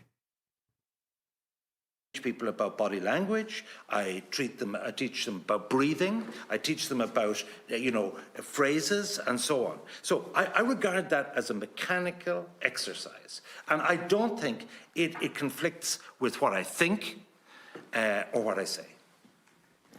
Listen after the moral high ground take that your man makes. Somebody says something like, Ivan, will you look here? Can we move on to the newscast podcast? Yes. The smear to be Jesus. Yeah. Ivan, I feel that was absolutely disgusting, and I feel it was totally disrespectful. The presidential process. I know when you look at I think that's Sheehan in the background there. Getting ready to dispatch another situation. Yeah. I feel you have a position here this evening to make an official apology to each of those candidates. Yeah, you can see Sheehan laughing at that. You can see him just smiling at the idea that he would have to make an apology. Probably anticipating that Ivan's going to come back with something funny, or it's just going to, not even funny, it's just going to be an incredible opposition to what your man has just said. Magic Yates, sponge, thank you very much. To make an official apology to each of those candidates. Sorry, let me just... Yes, continue. Ivan, you were a minister. Fantastic stuff. The exasperation of Ivan. Yeah, continue, yeah. He knows that this is... What would you call this? As I said before, straw manning, is it, or? I know when you look at the hand. Yeah. I feel you have a position here this evening to make an official apology to each of those candidates. Sorry, let me just... Yes, continue. Ivan, you were a minister. You sat there as a minister. You sat here as a TD. You know exactly what every candidate went through. Jim Galvin, Catherine Connery, Heather Humphreys, what they put themselves through.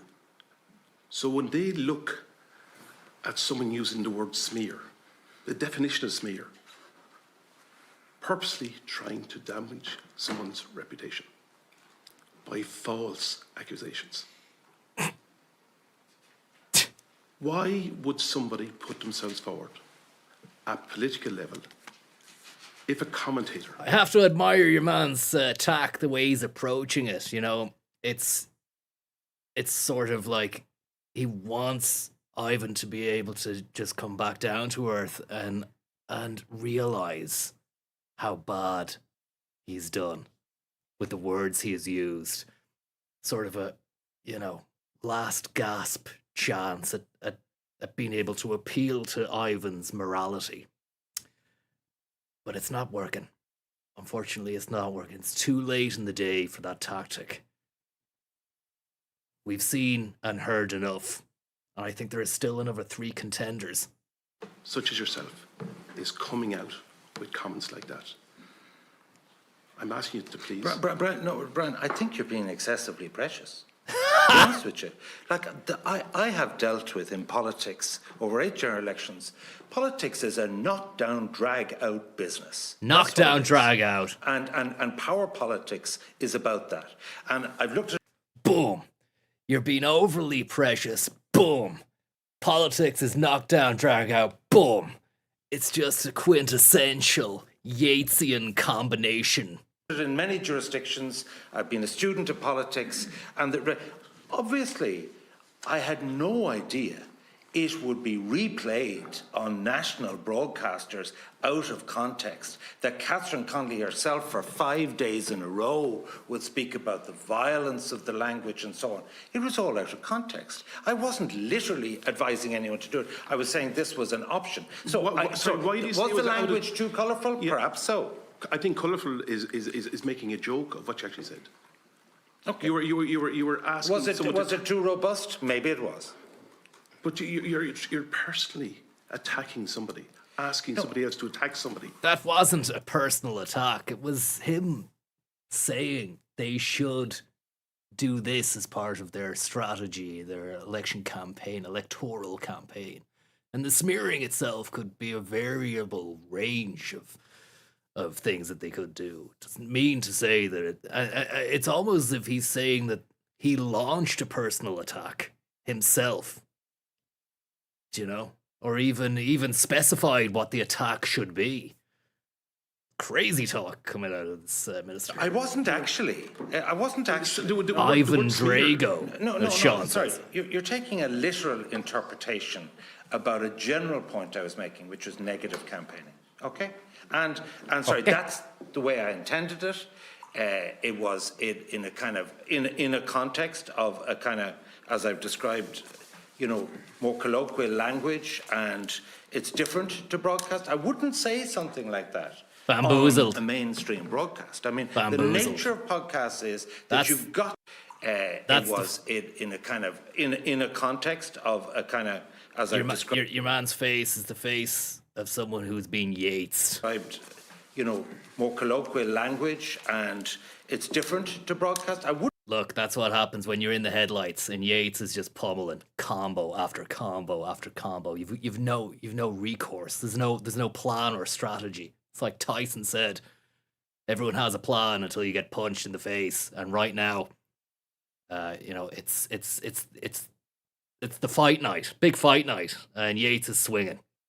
I wouldn't say something like that on a mainstream broadcast. I mean, the nature of podcasts is that you've got to, people tune in to Path to Power because there's something that they won't hear on the Claire Byrne or Pat Kenny show. That's my starting point. This is on the real alternative media. News Talk podcast. But sorry, it was on a Calling It podcast, yes. But but it wasn't on a News Talk program. Yes, but it was on a News Talk podcast. Podcasts are separate, in my opinion, yes. And sorry, let's be clear. In the general election, I would have told stories about negative campaigning, smearing, false rumours. I would have told anecdotes over the years about that in a quite regaling way, and it didn't get anything like the attention. And the reason it didn't was the Connolly campaign deliberately manipulated that this was real. This was me advising Fine Gael, that it was an actual memo. It's all nonsense. But how can you say that when you're literally asking people to do false allegations about somebody? That's what smearing is. No, it was. I don't think it is. You can smear your opponent with the truth. That generally is how it works. If it's false, he never went out there and said, you know, you have to actually make some shit up and then smear it with that, you know. It is that you race smears survival. Like, do you not think you were actually pouring fuel? No, sorry. No, can I finish out, please? Yes. Can you not say that you losing were losing fuel it on the fire of people on social media? You were stoking the fire. You were encouraging a reaction from them by using language like that.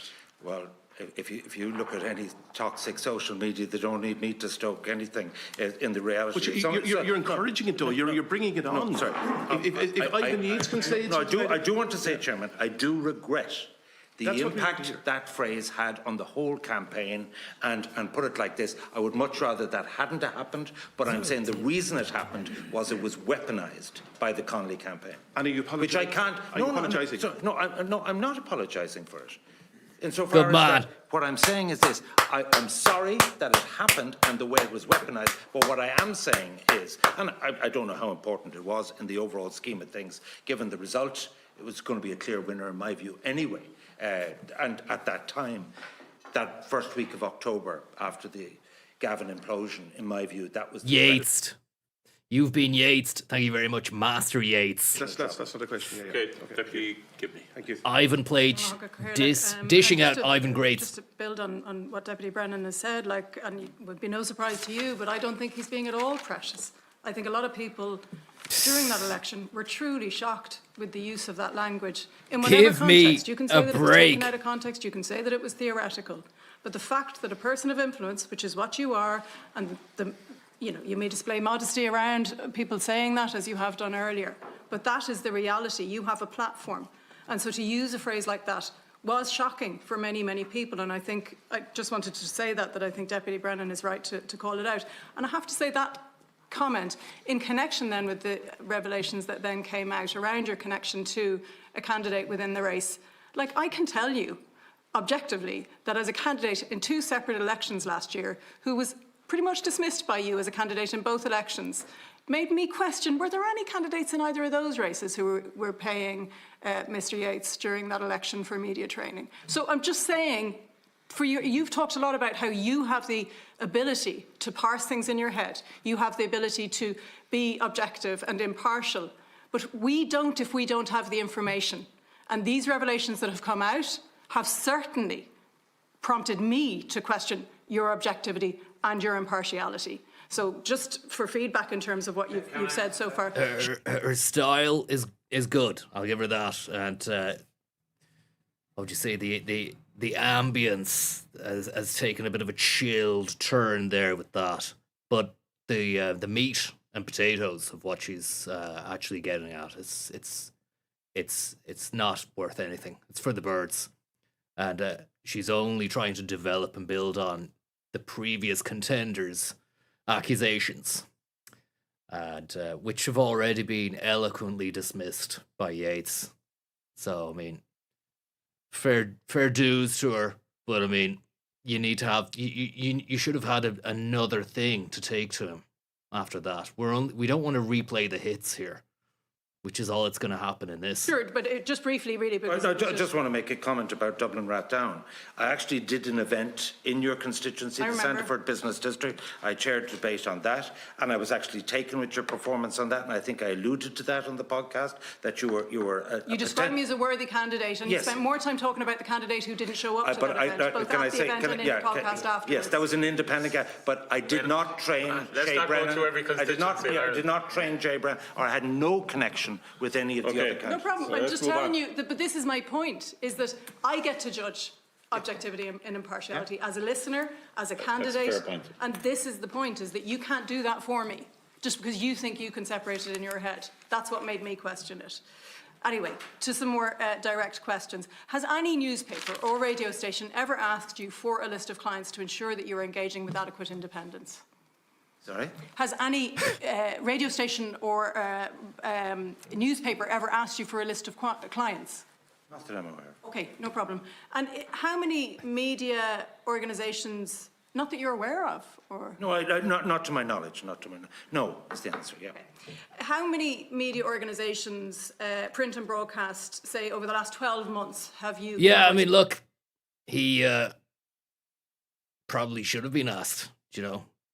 So, I mean, this is, as I said to you, even though she was only trying to develop on your man's point, I thought that, or I do think that her demeanour is maybe making Ivan a little bit uncomfortable here.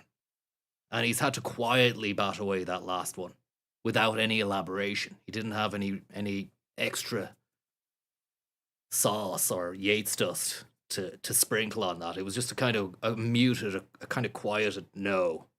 So interesting to see how this one is developing. I actually thought he had won and done 10 minutes ago. For your services, and I'm talking about media organisations and then their subsidiary organisations as well. Would you have a rough estimate? Don't talk about my clients. So you won't even tell me how many organisations you've invoiced? No. Okay. Why should I? Because I do different services. I do events. I'm trying to get Ivan's ruffled. Information based on the fact that we're not to delve into the specific incident. I'm trying to get a picture of the broader. So I guess the same question will be here. How many political parties have you invoiced? I'm really not going to get into that. Yeah. Lovely. Okay, that's fine. So I think. Oh yeah, you can see from his face, it's uncomfortable for him. These questions are uncomfortable. And we saw the face of someone being Yates, I guess the same and now question we're actually seeing Yates being slightly Yates himself in a kind of Yatesception. Here, how many political parties have you invoiced? I'm really not going to get into that. Yeah. No problem. Move on. Look. That's one for the Renaissance stills. That's him on the back foot, but still arms planted out, down, forward, strong, two very strong columns, pillars that build up the Yates Tower. He's not going to go down. It's not a building that's going to be easily knocked down to size. But this one, she does have a bit of a bulldozer. She has the wrecking ball. But it's just the wrecking ball's bouncing off him like a fucking one of those balls that you get in a ball pit. Just like, pop, nothing. That's fine. So I mean, for me then what it boils down to is... He's taking root, as Boonan says there, on his own desk. In terms of what you're saying, because as Deputy Byrne referenced earlier, you have referred to kind of the idea of disclosing your work or interests as a potential mood killer in a broadcasting situation. But then you're also you are also saying that it has no impact on your independence as a commentator or broadcaster. So which is it? Like, do people know and trust that you do other work and they can make up their mind to trust you, or do you think would knowing that work that broadcasters do off air, and I'm not just talking about you, Mr. Yates, I'm talking about everybody, that would be a mood killer, as you say? Wrap it up. I presume that's what you mean by a mood killer. Wrap it up. What I spoke about that, and I think if you look at my words, I was speaking exclusively in the context of a podcast. Well, now I'm asking about it more broadly. Yeah. Well, I actually don't do much broadcasting anymore. But for the broadcasting that you do, I ask the same question. This question is? Do you still believe that it is a mood killer to make disclosures about your interests as a broadcaster? The situation is this. You can't answer that question. My reliance on it is that insofar as presenting, so I'm in Curraheen Park, I'm presenting this, my job... You hammered your podcast, thank you very, very much. Is it not cold out in the Gooser today, Cons? We have a fantastic little heater down there, and then the barista machine, I'm not sure you can see it there, that's still piping hot. So heats up quite nicely here. And thanks for the tip. Is to do what the producer says to do, to get through this event, a live TV, a radio programme. There is a production team, there is an editorial team, and the presenter is a mere servant of that. I have no editorial role. In podcasting, I've absolutely got an editorial role. The whole point is you're getting exclusively my opinions. And I actually think the public have no difficulty. And what I would say is this, the one question I feel is the valid question to me.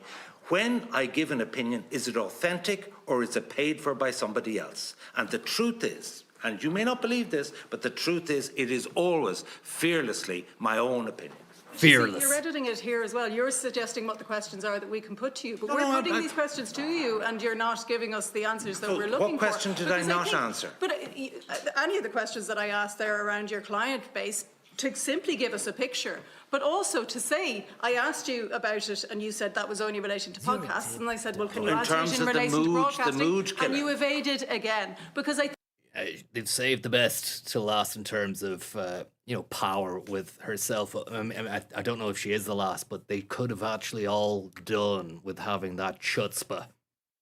There was a real downshift in the vibe with the previous TD or minister. And look at that. It's just another beautiful still as well. Just the exasperation with what we're having to deal with here. But that sort of energy that she's bringing to the grilling was unfortunately gone from the previous 40 minutes, however long it was. They should have all done that. It would have made for even more entertaining viewing. I think this is the issue, is you're saying, I have the personal integrity to say that I am doing this job today and another job tomorrow. That is absurd. You are either a transparent, objective presenter of a news and current affairs programme, or you're not. And the public, the listeners, don't have the information that you have. They cannot. You're saying it's up to people to decide, and people can decide, and listeners can decide, but they cannot decide if they don't have the information. And we discussed this in the committee earlier today, because I think it goes way beyond training. It is about the many, many commercial interests that are held now. And you referenced my own comments earlier. I do believe that there are challenges within the broadcasting and journalistic industry which mean that people do have to seek. And it has grown and grown and grown over the last number of decades. It is all to do with the precarity of work as well. But nonetheless, we are now at a point where broadcasters have a multitude of interests, and journalists, op-ed writers, have a multitude of interests that are simply not available to readers, not available to viewers, and we do not have a regulatory framework as of yet to enforce anything around that. And that is a matter for you. But let's just talk about conflict of interest. Love the tone change that Ivan managed to smuggle in here. Bring the heat down, turn the temperature down, okay? We're all a little bit fired up. Let me bring you into my sphere. Let me just explain. Okay, take your shoes off. Do you want some cheese? Have some toast. I've smeared the bejesus out of it with some beautiful stuff I bought there. And I'm going to tell you my side of the story. It's liquid, Yates. When I was a minister, I would have... question?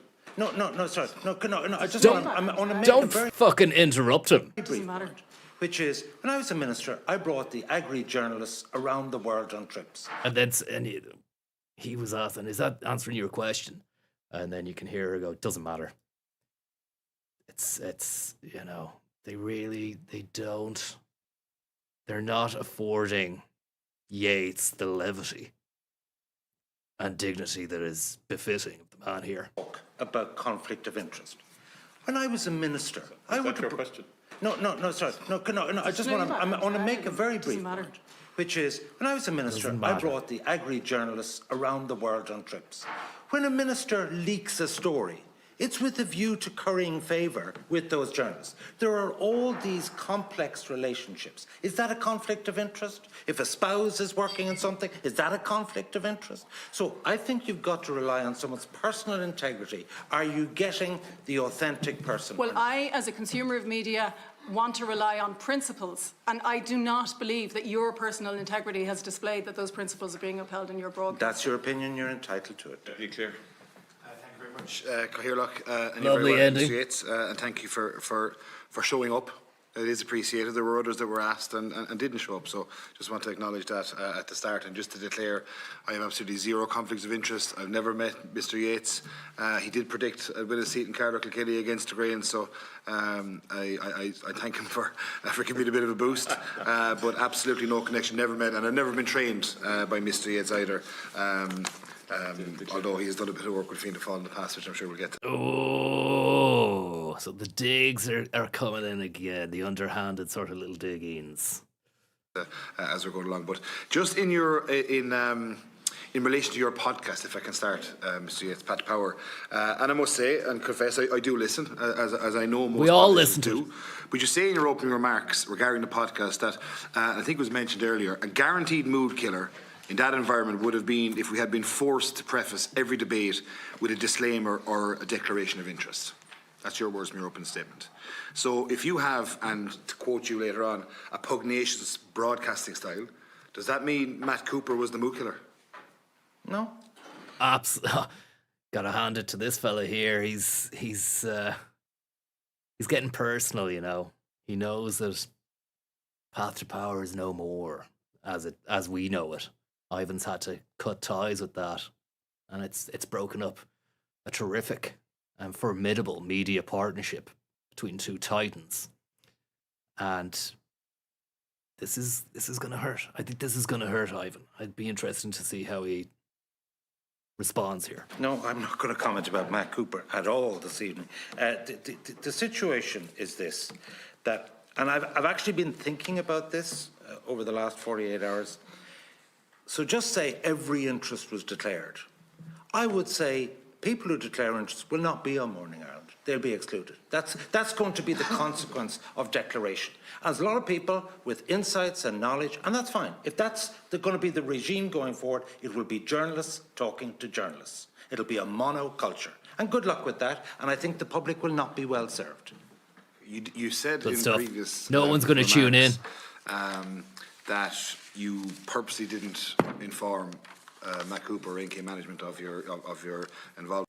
Ivan moves around the room rhetorically like an albatross with the freedom of a full summer sky. Beautifully put. But you also said in your LinkedIn profile... And Yates is the Steven Seagal of verbal combat. The second thing then is that you are a media trainer. So was it the case of they didn't want to know? Or was it the case of, I mean, surely to God, they would have known you were involved in coaching, as per the article in the Daily Mail 2 years ago, in coaching Fianna Fáil ministers in the past. So the question is? The question is did NK management or Matt Cooper know of your involvement? Not that I'm aware of. I certainly did. We had no discussion about that. So you didn't declare it, nor did they ask? No, well, that's my understanding. But just for clarity, they never... So the Yateser was with NK management. Have I got that correct? NK Ultra. And he didn't disclose that to them. I'd say Yates' biggest problem that he has is the ties that have been forged with, you know, the media corporations that he might not get a gig with them now. So that's even more reason for him to go solo, do his own stuff, get U3 Infotainment pumping out a brand new pod. And there's been no shortage of suggestions for what that pod could be or how it would manifest. Ask you at any stage. Absolutely. Okay. And I wouldn't try and put them in an invidious That's fine. position, because I take this upon myself. I understand. You say media training has been a small element of your commercial revenue, and obviously training of political individuals or parties is an element of that. Now, I don't want to get into any specifics of any people, because I know you're very protective of your clients, and I absolutely respect that. But it is public knowledge that you have been involved with Fianna Fáil in the past. Who approaches who in a situation like that? That is covered under confidentiality of client. I mean, like, who in Fianna Fáil approached me? Yeah, well, like, did Fianna Fáil approach Ivan Yates, or did Ivan Yates approach Fianna Fáil? Oh, I never approach. I actually have no website. I don't advertise. It's all word of mouth. People have my number, and but like, I want to be absolutely clear. As if Ivan's going to be going around with the cap in hand, going, well, "Can I have? Do you want me to do your advising for you? Can you do this?" They're going to the man. You know, what is it? Mountain doesn't come to Muhammad, that kind of a way. Why are they asking these questions? And you can see that question, why are they asking this stuff, is theirs written all over that expression. About this. I just want to say, just let me be very clear I on my do question. about 80 events a year. Okay. They are award ceremonies, there are conferences, there are guest speaking events, after dinner speaking. That is my primary activity. Absolutely. If someone asks me to do a bit of coaching, I'll do that. But I am not the #1 coach. And can I just put one question to you? How come in all of this controversy over 2 or 3 weeks, not one other party has come forward with one coach? There's no coaches, or they're just all hiding in the undergrowth? Is that credible? Thank you. And if you could just Good answer my point. question, if that's okay. Yes. Good point. Who approached who? So Fianna Fáil approached you. In every case, the client always approaches me. Okay. So when you're doing training with a public representative or a minister or the Taoiseach, and you go through your bits and pieces, and you've outlined that earlier on as well, once that is completed, what happens in terms of the feedback? So you go and you do a session with a minister on X or Y or Z. I presume you give feedback to the said minister? No. No, the situation is I tell them in advance. Yeah. I said, write down the 3 key points you want to get across, and success or failure, did those words come out of your mouth? You don't need me to tell you. You don't need me to look back at the tape. That's the advice I give to them. So if those words don't come out of your mouth, you didn't control the interview. And so therefore, that is the yardstick I tell everyone. So I have no post-hoc event. Okay, so you meet a client, you do your work with them, and you go on your merry way. And it's usually prepared for a particular event. But you don't give any feedback then to, for example, your employer? No, there's no retainer, there's no, like, it is just a specific I love function. that. It's like, I'm not a You don't give any feedback to your employer. selector on the team, I'm just a coach. Well, I'm just trying to get clear in my head that you do a session with an individual. Yeah. You, on that day, whatever you cover, and you give the feedback that day is done with that session. But you don't have any conversation with the person that employed you or the entity that employed you and give feedback at all. Sometimes on the masterclass, take for an NGO, I'd say, look, free gratis, if you've someone going on a programme, I'll do a kind of quick phone call with you. But no, I have no aftercare service, if that's what you're asking. Have you ever lobbied any ministers you were training? Aftercare service. Or Taoiseach or leaders? So the situation is quite separate to those activities. I also act as an advisor for 2 companies, and Colin Keena wrote about this on the 7th of November. One is UTS Technologies, and the other is Regnum Renewables. And I've always said, because would you believe it, I've been asked by dozens of people to act as a public affairs thing, and I actually wasn't interested in that work. But there's 2 things I feel very passionately about. If we're going to have 80% electricity, more, resilience on our security of supply, less carbon emissions, we need all the wind farms and solar farms we can get. I'd write 1,000 words for free about that. The other thing is the parking issue. In the UK and Europe, there is one app where you can have all the providers. What the fuck are they on about here now? It's gone off. It's completely gone off piste. Talking about car park apps over in the UK. I've lost it. Whether it's PayZone, Easy Park on one, and I've been trying to lobby to get that done, and I took it on for a finite period because I believe it's in the consumer interest. Anything else? I've been asked to do things about gambling, asked to do things about the beverage industry and so on, and I just said, actually, I'm not interested in that. Have you done any work for any state bodies or local authorities or semi-state bodies? I have. You have? That is not in public affairs now. Sorry, and can I just say, in regards your question of who I've met and who I've lobbied, all of those are done on 3 returns a year with lobbying.ie. So it'll be absolutely clear who I met, what I discussed, why I met them.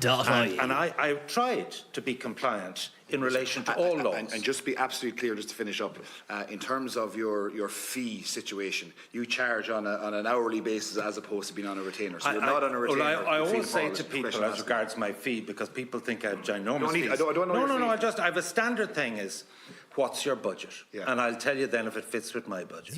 Good stuff. For any job. But you're not on a retainer. Not at all. And do you? Not at all. Last question. I'm very much transactional. That's fine. And my last question is, and I'm not looking specifically for you, but have you coached any other public representatives from other political parties in the past? Definitely not going to talk about that. I actually think now that the car park stuff was a master stroke. I'll tell you why. It completely and utterly derailed the situation and turned down the heat yet again from 6 to about 3.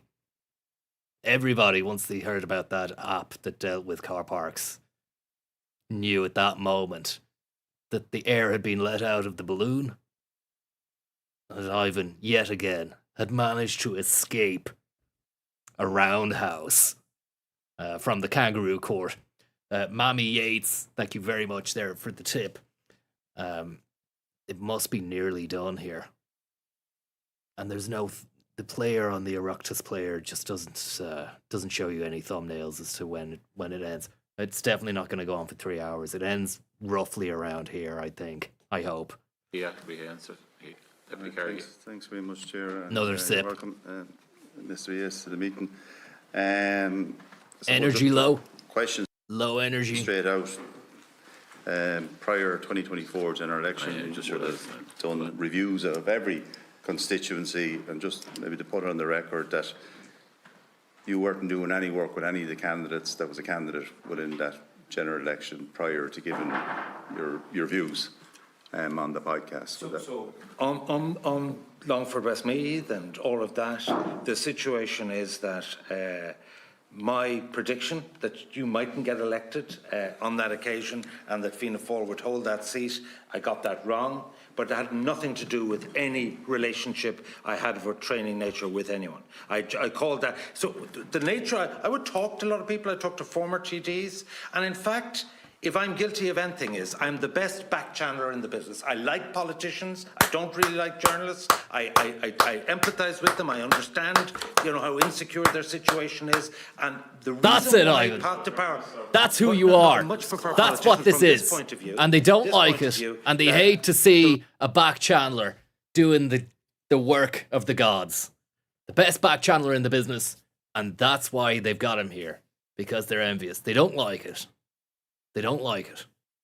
They wanted this. They wanted this to be the moment the back channeler became centre stage and stripped of that title. But we're witnessing the exact opposite here. Darren Mack, thank you very, very much for the tip. Very kind of you. The reason why Path to Power outstripped all the mainline podcasts from the Independent and the Times and that was...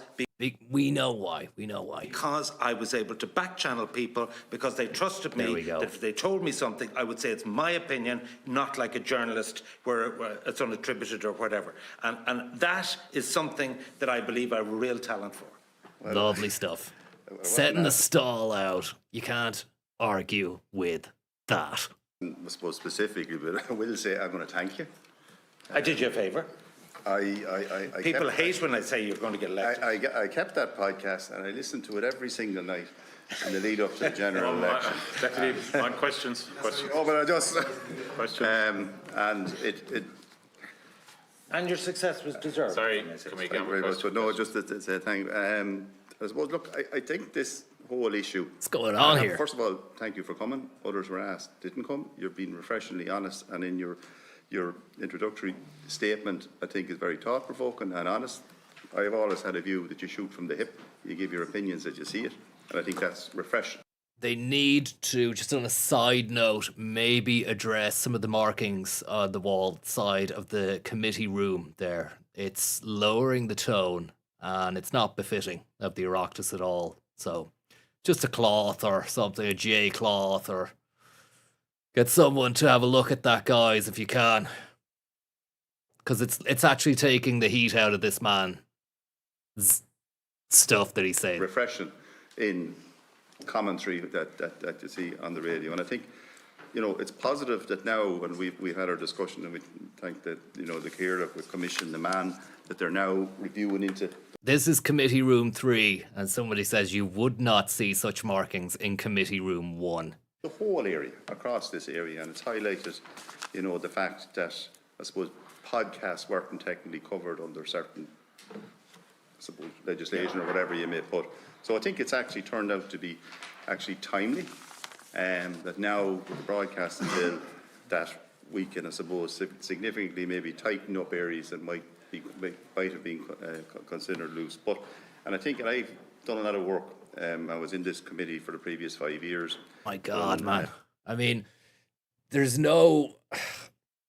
unanimity or amongst any of them. I know that they're from differing parties and whatnot, but you have some that go easy on the Yates bomb, and then you have a few firebrands, and they should maybe have had a chat before and said, "Look, let's try and at least galvanize here and all come out swinging."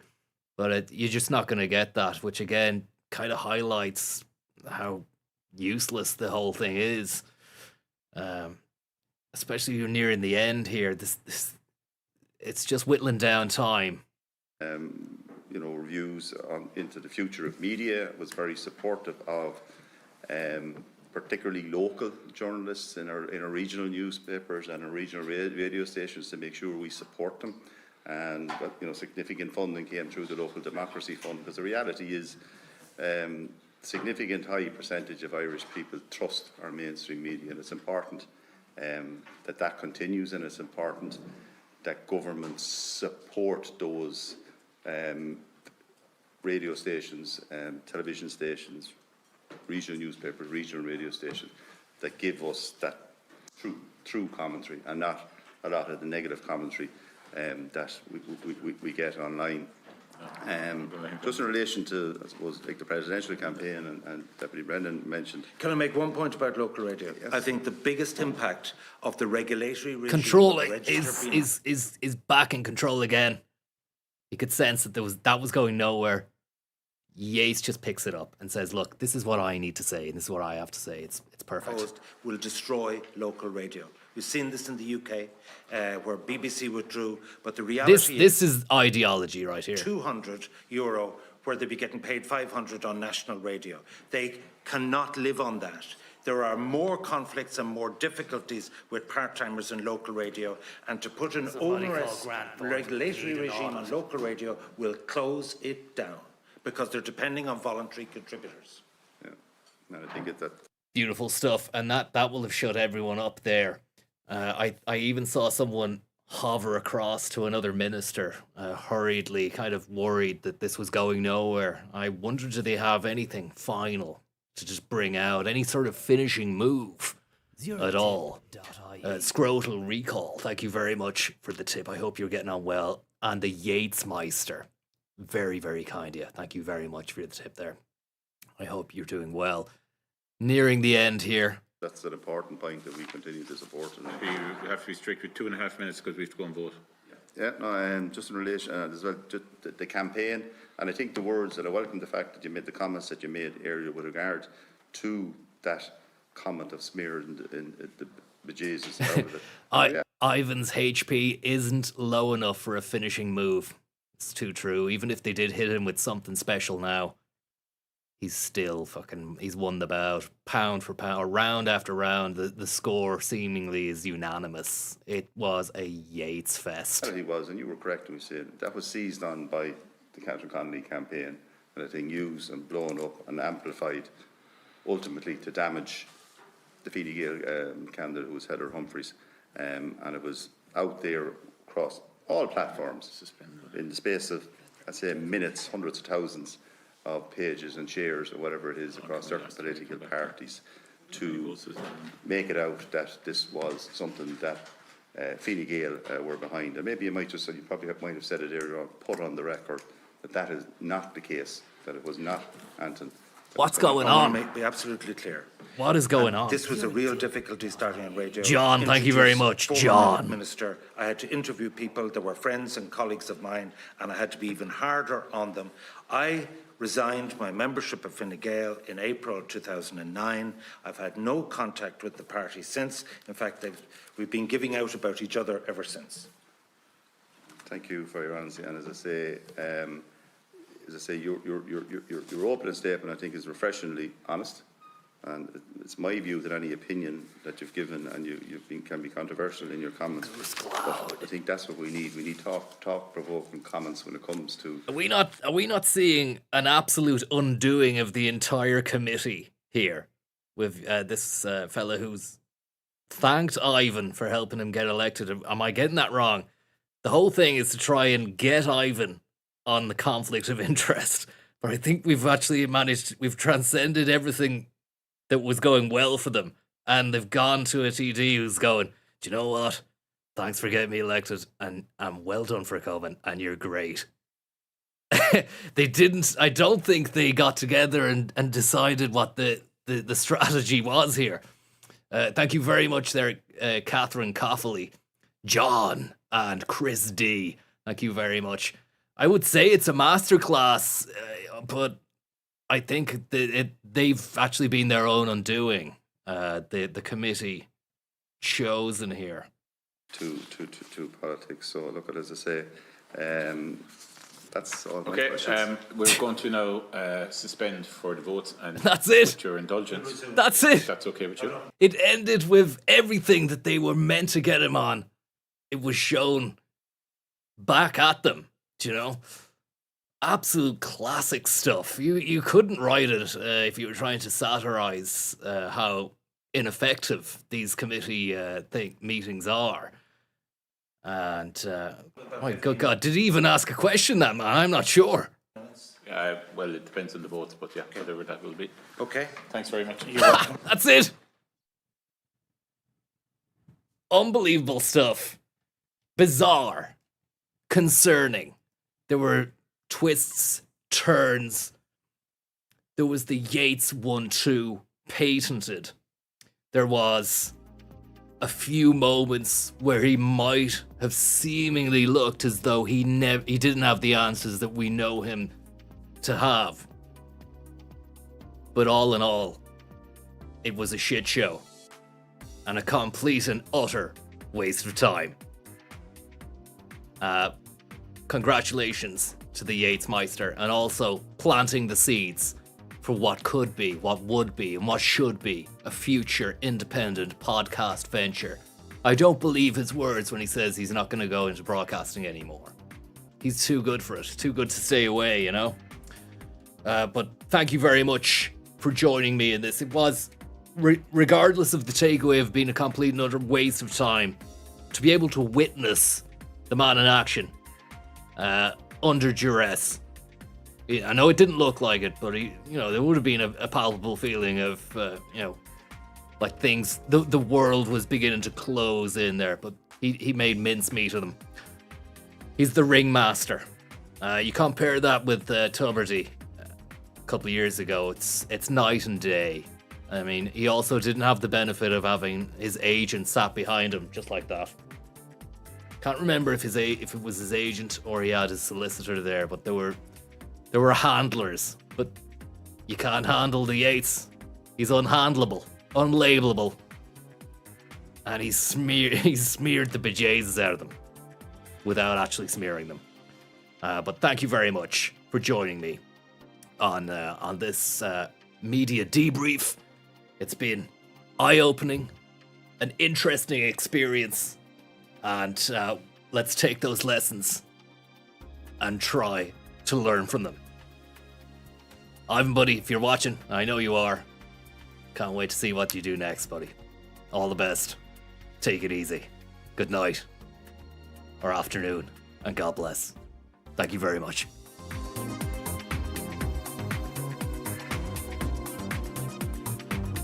See you later, lads.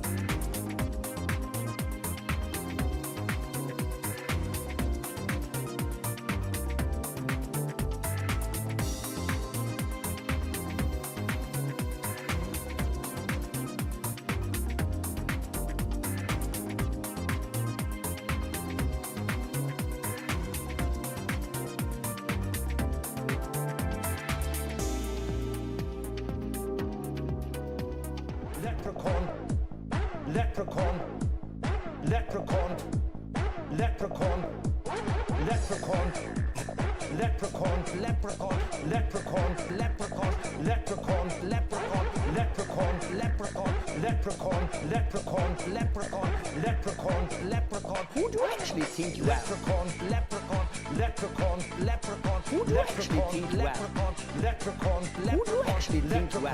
Leprechaun, leprechaun, leprechaun. Who do you actually think you are? Leprechaun.